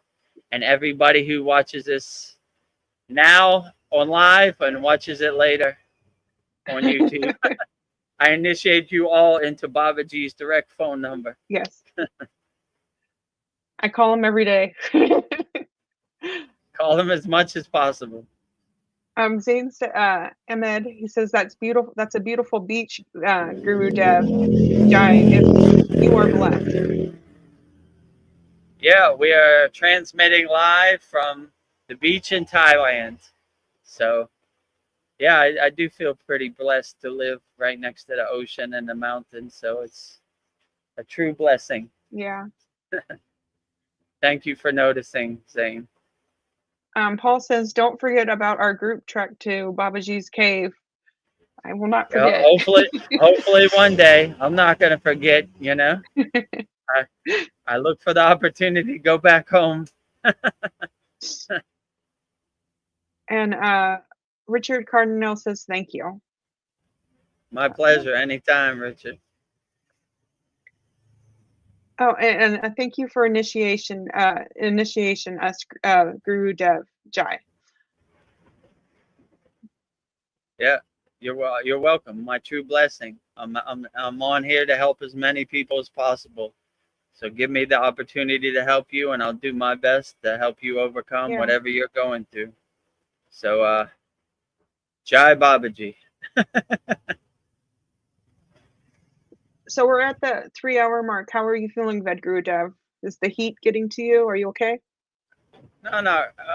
I'm okay. How much longer do you think we should go? I don't know. Maybe we can do another hour if you feel like if it's not too hot, if you're comfortable. Okay. So what? Yeah, I'll give you another hour, 30 minutes. Well, okay. If you have any questions, send them all in. You know, make sure you go to Vedagurudev, subscribe to my channel so we can get over 1,000 subscribers so we can be monetized. Go to freekriyayogamasterclass.com. Absolutely 100% free. Join our free Kriya Yoga community. We have an excellent classroom in there. Give you some framework how to start practicing Kriya Yoga. And if you're ready to start practicing and you need help, 100% free call. Book a call with Vedagurudev, kriyayogamasterclass.com. And then if you think you're ready to start practicing Kriya Yoga, then join our paid Kriya Yoga community, $50 a month. But if you're brand new to Kriya Yoga, just go through these steps first. Yeah. And then we'll help you overcome whatever you're going through in the present moment as much as possible. Money back guarantee. If it doesn't work, cancel after 30 days. But I already know it's going to work, so it works for most people. But maybe you're one of those people that it's not the right time for Kriya Yoga. It happens. No harm, no foul. Yeah. It could be the best $50 you ever spent, or you could learn a lot in 30 days. So up to you. Give it a try. At least you try, and right? I tried. It worked or it didn't work, but just try. So I don't think there'll be any buyer's remorse. I think you will be satisfied. I've never had to give anybody's money back yet. So Andromeda, Mariana, Richard says, you were saying, and Mariana says, you are welcome, Richard. You are always welcome and no judgment. There's no unconditional love with a judgment. Love your neighbor as yourself. None of us are perfect. We are eternal students. Yes. Yeah. What I always say, I'm a house always under construction. So even me, I'm not perfect. I built something that maybe I need to tear down. I'm still working on it. So I'm feeling my way around the dark, but if I could do it, anybody could do it. So I want to be the poster board for the most unlikely Kriya yogi ever. So if I could do it, I just did the inner work. There's no secret, you could definitely do it better than me, I would say. Nice.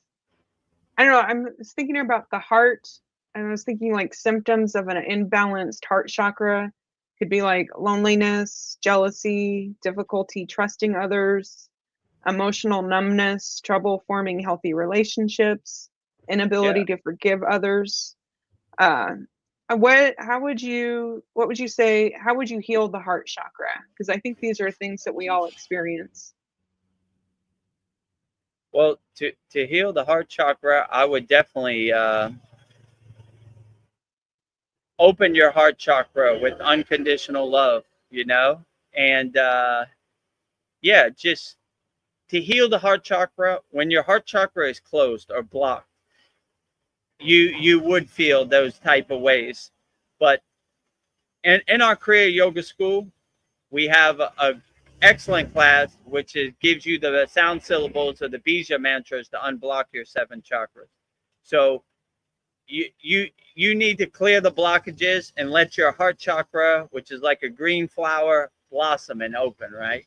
So instead of having it closed, you need to kind of unblock it. And we have excellent sound syllables that unblock it, right? But I wouldn't just unblock the heart chakra. I would go from the root chakra up to the heart chakra and keep going up. So there was a question in our class this week: if your heart chakra is closed, what do you do? And you just keep saying the bija mantra as much as you can for the heart chakra until it opens, right? In the beginning, it might take a while, but just keep doing it till you feel it clear, right? Some people have a lot of trauma in the heart chakra. It takes a little while, but keep saying the bija mantra till you feel it clear, right? And it'll be like a breath of fresh air. It'll be like a flower blossoming, and you just say, okay, all right, now it's open, right? So anytime you feel that, I would see it as a sign that your heart chakra is blocked, right? And just unblock it as fast as you can. And if you don't know how to unblock it, join our Kriya Yoga School and I would definitely unblock it for you. I will walk you through the path. We have excellent videos on it, show step by step what to do. Nice.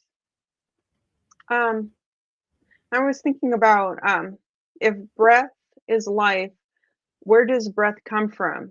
Is everything around me, I have air around me, is everything around me life? Yeah, so I would say breath. I like when they say in yoga, like you are the animation and God is the animator. So like God helps you through your breath. I would definitely say. So like if you align yourself with oneness, your breath becomes a spiritual divine thing. So God is breathing the life into you as you. So that's why they say in Kriya Yoga, the pranayama, the breath work is the most important thing. So anything we do is a godful alignment thing. It's like your inner divinity is embedded in the breath. So breathing is a spiritual thing. It's like God animating your body through the breath. So that's why they say pranayama is the most important thing, because it's the most, without breath, you have no life, you know? So to animate your body, you always need the breath first. So that's why they're always saying, do your pranayama breath work first before you do anything, because that's the most important. Because without proper breathing, you're going to be unbalanced the whole day, you know? So we always align our breath first, you know, and then do the other things. I mean, they're equally important, but they would always say pranayama is the most important. So if you have to drop anything, don't drop pranayama, because without breath, there is no life, you know? So there is a high focus in Kriya Yoga on pranayama as the most important priority in the 5 folds of Kriya Yoga. What would you say the difference is between pranayama and breath work? So it seems like everybody's got breath work. What would you say the difference is? It's more a structured step-by-step oral tradition, lineage, parampara, developed blueprint over thousands of years than just regular breath work. And it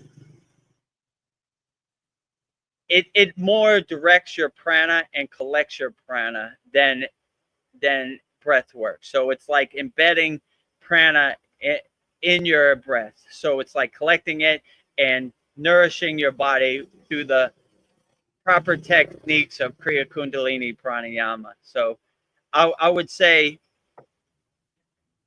compared to any breath work you see on the internet, it's way more profound and way more powerful. And a lot of people calling their breath work pranayama is not true. It's just regular holotropic breathing or whatever it is. It's just regular holding your breath or breath retention. It's not even close. So it's like 1% of the real pranayama.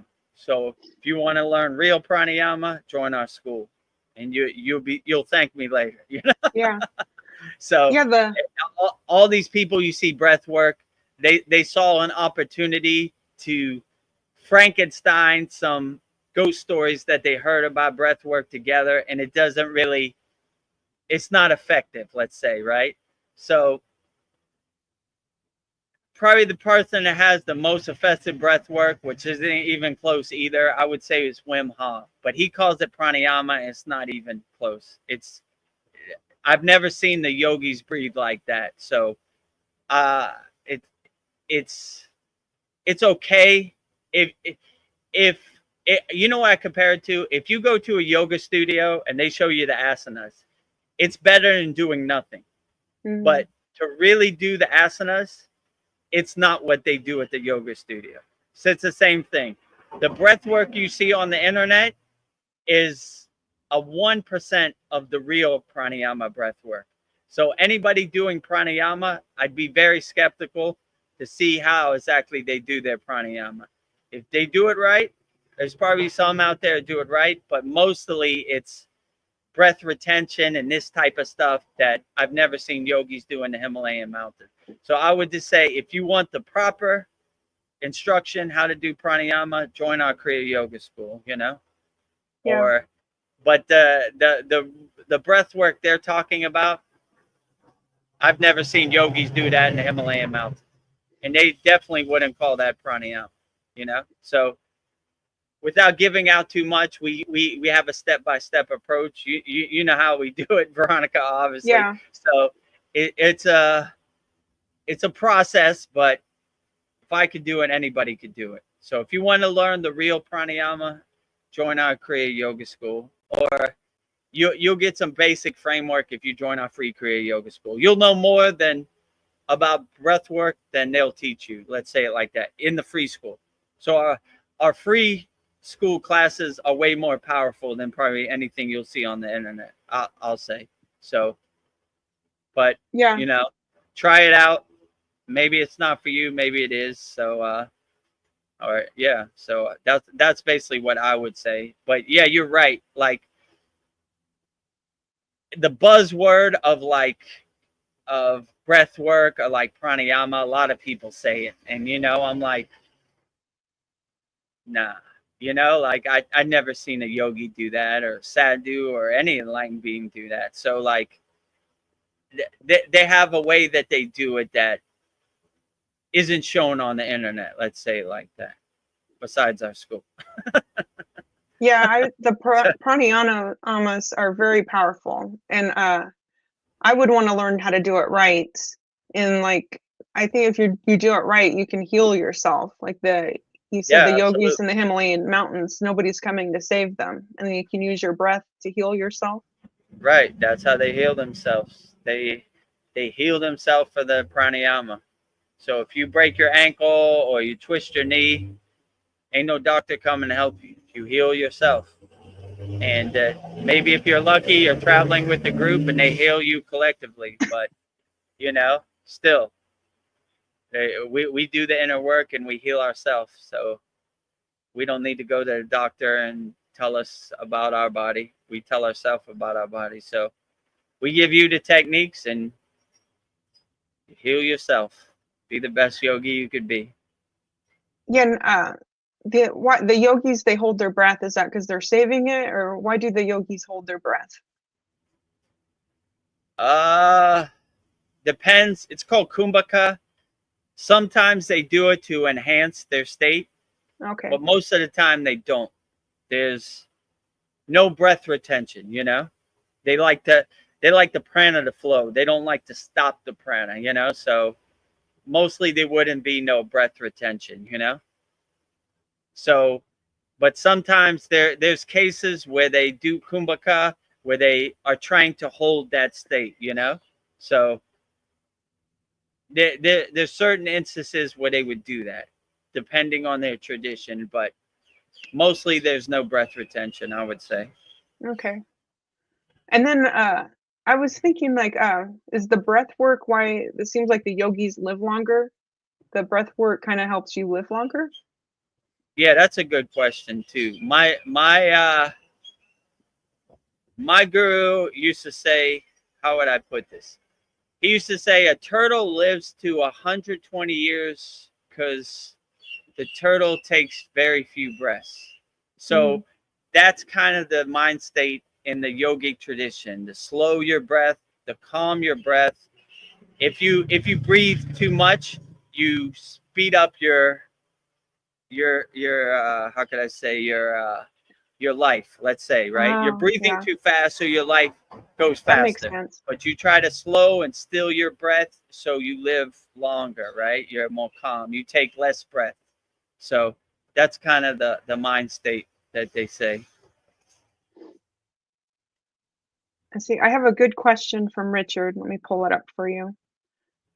Richard says, I have aphasia. I'm not sure how to say that. An inability to visualize. Is this a problem to practice Kriya Yoga?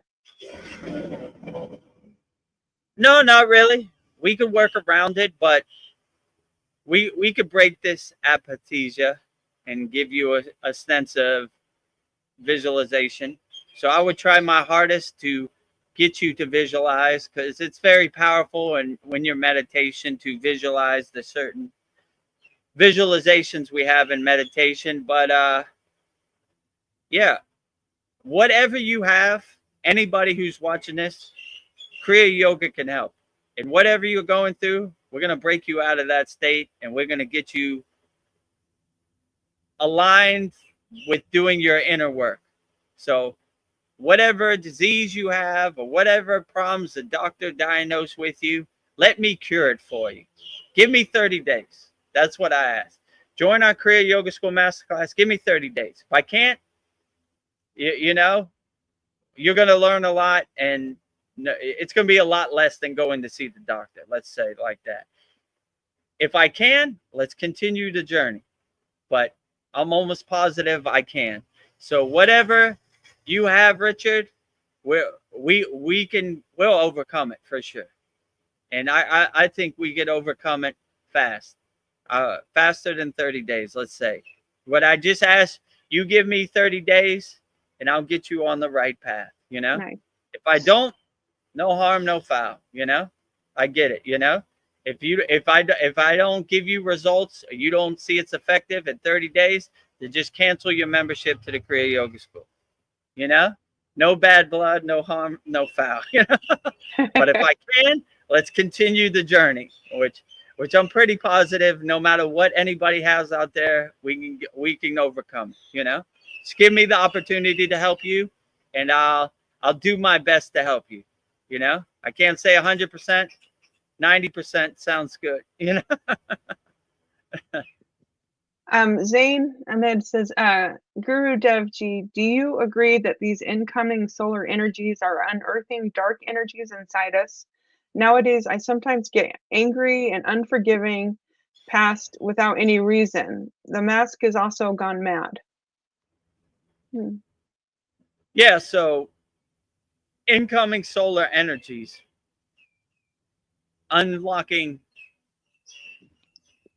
dark energies. I mean, that kind of doesn't sound right to me, because how could the light unlock dark? You know, like the light would bring light to the dark. So I would say, like I just said, whatever's happening, and whatever people are talking about on the internet, I'm going to give you the tools to overcome anything.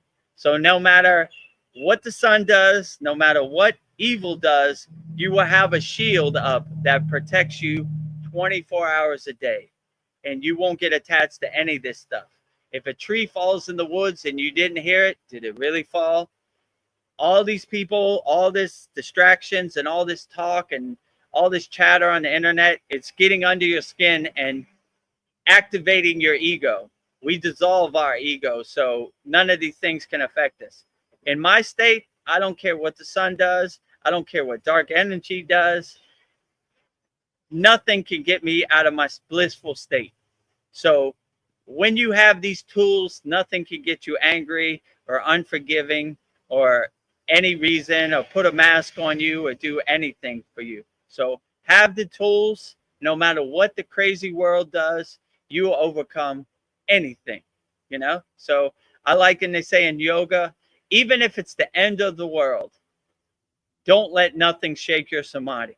So these yogis are in a higher state of samadhi that even if the world was finished today, they couldn't shake their samadhi. They wouldn't come out of meditation. It would just be over. They're not affected by anything that anybody says on the internet or what the news says or anything. They, you know, the whole time the C word happened, they didn't even know what C word was, because they renounced the world. They're outside of that. So I would just say, no matter what happens or what happens in the present moment, have the tools. No matter what, nothing could shake you. You laugh at dark energy like the joke it is. You laugh at solar flares like the joke it is. You laugh at aliens like the joke it is. You laugh at everything because nothing affects you. Nothing matters to you when you get into that higher frequency and that higher state. And if you need techniques, we got the techniques for you. We're ready to go. So. And then Zane also adds, I thought I'd done my shadow work and I am fine, but sometimes nowadays I am surprised from where it is coming. Maybe incoming cosmic energies. I heard about end of times madness. But yeah, so it's the same thing. Cosmic energies, end of time madness. Uplift yourself to such a higher frequency that you're unaffected by this. Like you're sitting on a cloud watching the pigs roll in the mud. Look at these people arguing on the internet. Is it the end of the times? Is Donald Trump fighting with Elon Musk?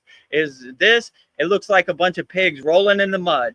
But you wearing all white, sitting on your cloud, like laughing at it. Like, aha, these guys, cosmic energy, end of time madness, shadow work, whatever, right? If you want to pivot and change course and get some new techniques and get a new perspective, try the Kriya Yoga way. Yeah. And then Richard says, I love Cardinal. He says, I love hearing this, that someone can and will do everything he can to help me and others. Thank you again so much for this light you're bringing to us. Thank you, Vedagurudev. No problem. It is my true blessing to help as many people as possible. Like I said before, when I transcend my physical body and I join Babaji in that astral plane campfire, I look to open my Christmas list of all the people I helped. Like Veronica says it better than me. So it's so long that Babaji has no question, undeniable, to accept me into the inner circle. So give me the opportunity to help everybody on this live stream, everybody who watches this later. It's real easy. Start by subscribing, Vedagurudev, right here, YouTube channel. Join the free Kriya Yoga School right here, freekriyayoga.com. And if you are going through something right now and you need immediate help, book a call with me, Vedagurudev, kriyayogamasterclass.com. 100% free, all three. And if you want the techniques, join our paid Kriya Yoga School. Give me 30 days. to help you. If I can't help you in 30 days, just cancel. No harm, no foul, no bad feelings. But just give me 30 days to turn you around. And I'm definitely going to try my best to bring you light and give you help. That is my true blessing and my true mission. Jai Babaji. Jai Babaji. I know a question I have for you, Vedagurudev, and I've noticed about other spiritual people. Like, why do spiritual people want to help others? What is it in you that makes you want to help people? It just feels excellent. Like, you know, when it's way better feeling than having money, right? Money comes, money goes. But when you help people, your soul shines. You feel truly blessed inside you, right? Like, I am helping Babaji, serving Babaji on his mission of helping people out here. And I feel that is my true job. My guru told me, Vedagurudev, you can't stay in this cave with us no more. You got to go down the world. You have the energy, you have the Shakti to help people. You've been through what they've been through. You've lived in your ego body. You've been to 100. Now you're going to 0. You understand their pain. You're not helping anybody in the Himalayan mountains. So now that I have this platform and this vehicle, I'm going all out, you know?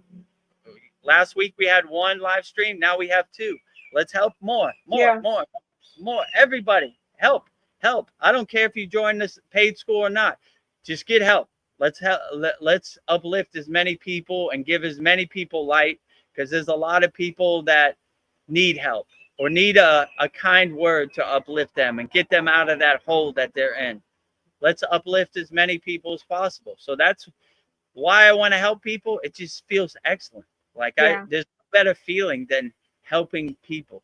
It's way better than money. Like, money comes, money goes. Helping people, you feel like you've done something good in the universe. It's almost like a breath of fresh air. Like, yeah, I helped that person overcome. You know, that was excellent. That's why I do this.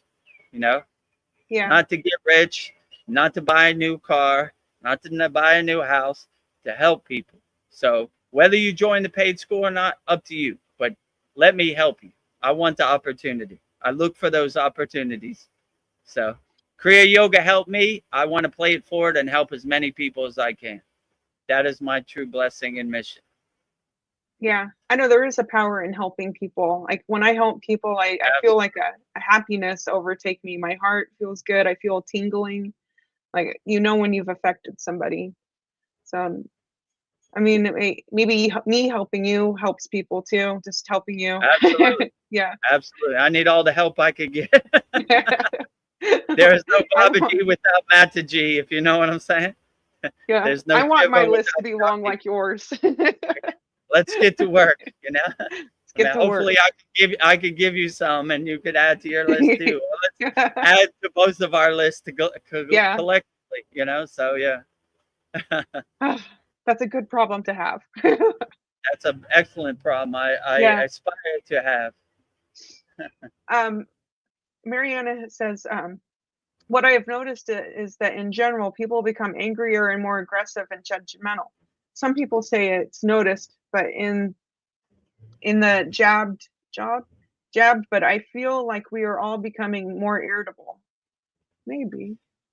Yeah, it's a war zone out here. It's a minefield. Like, everybody is throwing everybody else under the bus. There's very little compassion and love, and but you can't get attached to that, or you can't have any expectation to anybody else. That's their karma for them to overcome.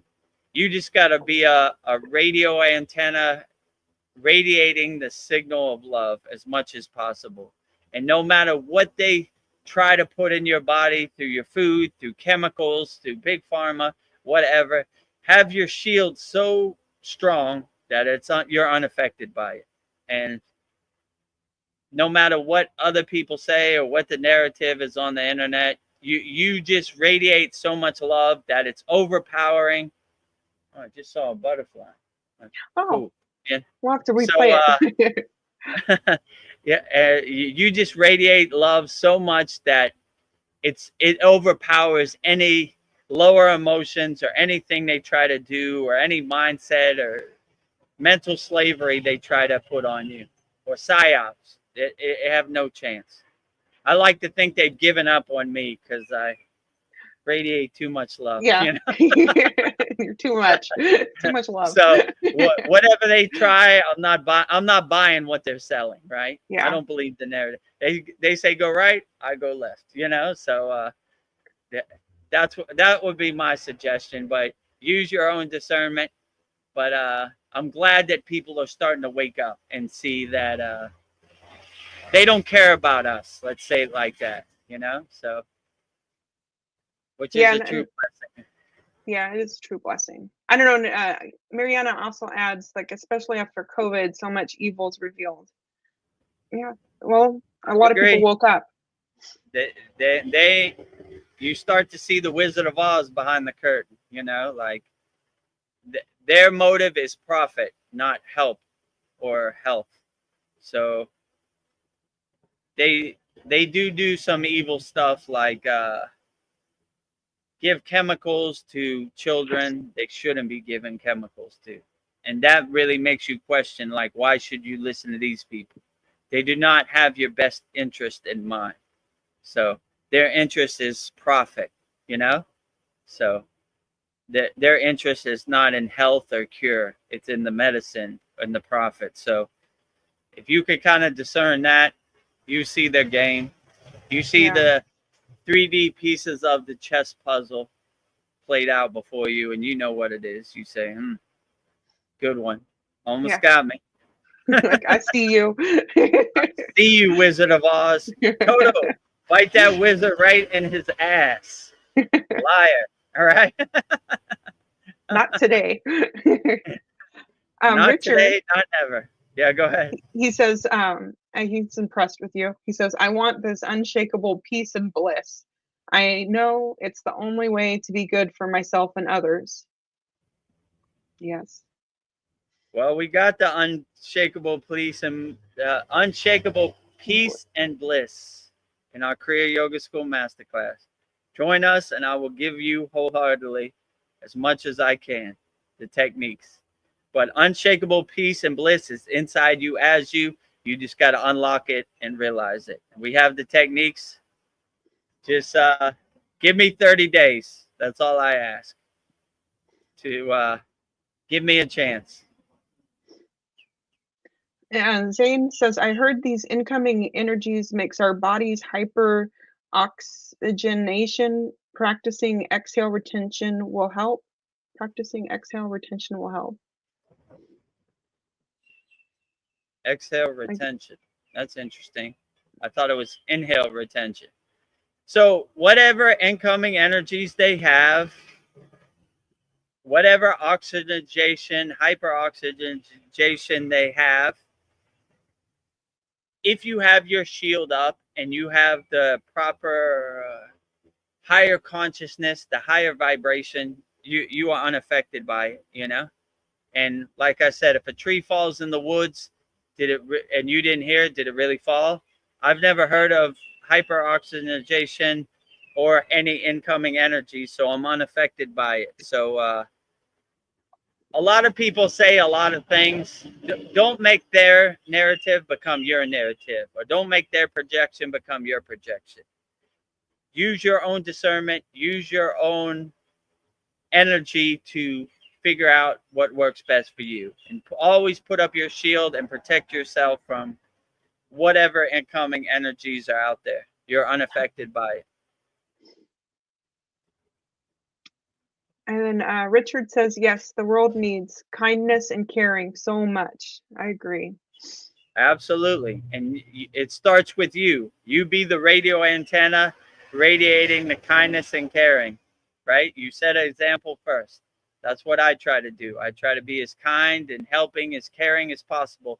Lead by example. And hopefully that motivates some other people, and they become as kind and caring as possible. And on and on and on.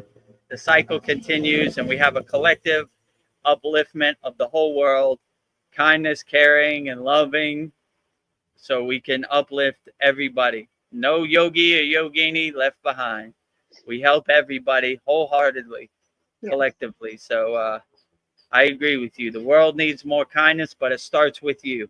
So you lead by example. If you need help, how to get started, let me know. I'll help you, and let's start creating the army of kindness Yeah. and compassion and love, and let's get our white flags ready and cleaned up and hold them up high. Too much darkness. We need more light out here. So if you help me on my mission, I will help you. I like that army of kindness. Sounds beautiful. Yeah. Zane says, agree, Guru Devji. We are all stewards. Only a few will recognize it. We are all stewards of love, kindness, and compassion, unconditional love, radiating light, divinity, everything. I like how that sounds. We are all Yeah. stewards to the light. Stewards. And Andromeda Mariana says, exactly, agree. It's all kindness revolution. If you can't find kindness around you, then spread it yourself. Yeah. Let's start a kindness revolution worldwide. It starts with you. Let's all radiate kindness and love. Yeah. And have a kindness revolution. That sounds beautiful. Richard says, you are doing great at this. To me, at least, and I'm sure many more too. Well, I've had a lot of practice, and I look for the opportunity to help you, Richard. So give me more practice so I could be even better at it. I try to be the best I can. I'm a good salesman for love and compassion, light, kindness, higher consciousness, self-realization, God realization, you know? So I try to be the best spokesperson I could be. And then Richard also says, yes, army of kindness. That sounds pretty good. Sounds pretty good. Sounds excellent. Sounds outstanding. Yeah. Let's do it. Well, I don't know. Should we end there? Army of kindness, or you want to keep going? We don't have no more questions, right? No, but I've got more. If you want to keep going, I can go all day. I just want to make sure. Maybe we'll save some for the sad song. How long Okay. we been on here now?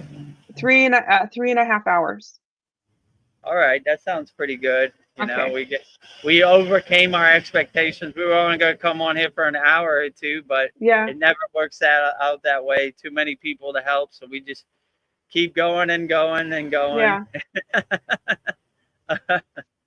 All right. So,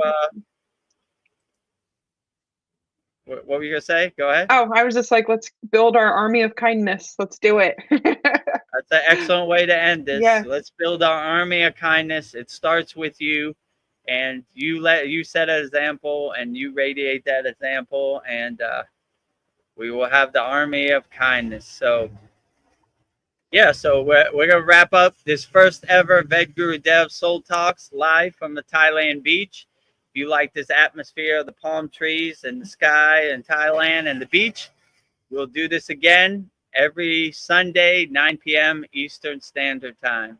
So we would like for you to join us. Well, let's answer this last question. It just popped up. Zane says it's like a 100th monkey syndrome.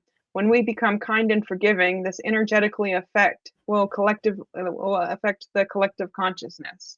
Yeah, absolutely. If you have 100 monkeys radiating kindness and love and compassion, then it affects the collective wholeheartedly. So, yeah, I would agree with you. And then he says, go ahead. Oh, he just says, thank you, and I'll see you on the next live session. The next live session will be Wednesday at 9 p.m. Eastern Standard Time. And that would be our live weekly sad song. And we'll be doing that one outside also, next to my statues and my fire. And then Mariana says, have a good night and a wonderful day, Vedagurudev. I love you all. I love you all, guys. Love you too, Mariana. And yeah, have a good night and a wonderful day. And I appreciate you joining us on the satsang. So much love. So much love. Oh, So we're going to wrap up this first ever Vedagurudev Soul Talks live from Thailand Beach. If you're not subscribed, subscribe here, Vedagurudev YouTube channel, so we can get over 1,000 members, subscribers, so we can be monetized. And if you enjoy the value we have on there, go to the www.freekriyayoga.com, 100% free. Discover the secrets of Kriya Yoga. And if you need help, you're going through something, book a call, Vedagurudev, kriyayogamasterclass.com. And if you're ready to start practicing Kriya Yoga, join our Kriya Yoga School Masterclass. I'm trying to look for the banner for that. you're close. I think it's at the very bottom. Did you put it at the bottom? I don't even remember. The Masterclass is right here. Is it? Yeah, there you go. So $50 a month. Give me a month to help you and uplift you and be the best $50 you ever spent. Just give me 30 days. If it's not work for you, you don't see results, just cancel. But at least give me 30 days. That's all I'm asking for. So if you enjoy the value we give you here, there's 4 different things you could do. I'll let you choose, no pressure. The first 3 are 100% free, so just pick which one works best for you, and we'll get to work. So thank you for joining us. Vedgurudev's first ever Soul Talks, live from a Thailand beach. As you can see the palm trees in the background and the Thailand sky and the oceans right behind me. So if you enjoyed this, we'll keep doing this every Sunday, 9 p.m. Eastern Standard Time. And we're going to do another live stream, 9 p.m. Eastern Standard Time, Wednesday. So that will be our next satsang. So thank you for joining us. Love you all. Appreciate you all. And we'll end this one the same way we end all of them, with the Shanti, Universal Peace Mantra. Om Shanti, Shanti, Shanti, Shalom.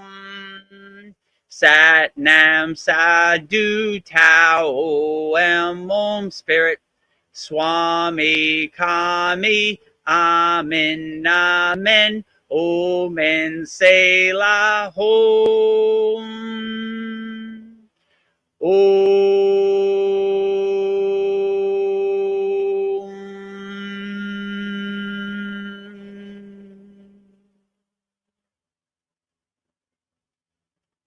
I didn't know how much emotional pain I was carrying until Kriya Yoga helped me face it and release it. It is gentle, but it goes deep. If you're dealing with emotional wounds, anxiety, or old trauma, this practice could help you come back to your center. Book a free call at kriyayogamasterclass.com or join my free school at freekriyayogamasterclass.com. Kriya Babaji Namo.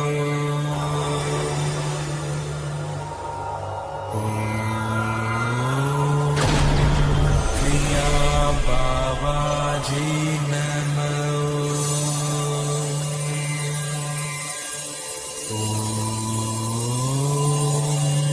Kriya Babaji Namo.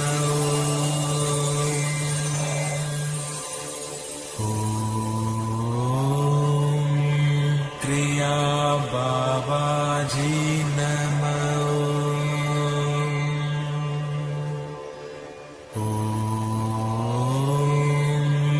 Kriya Babaji Namo.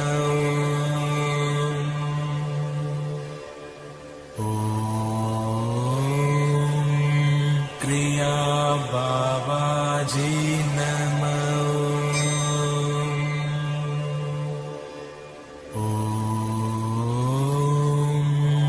Kriya Babaji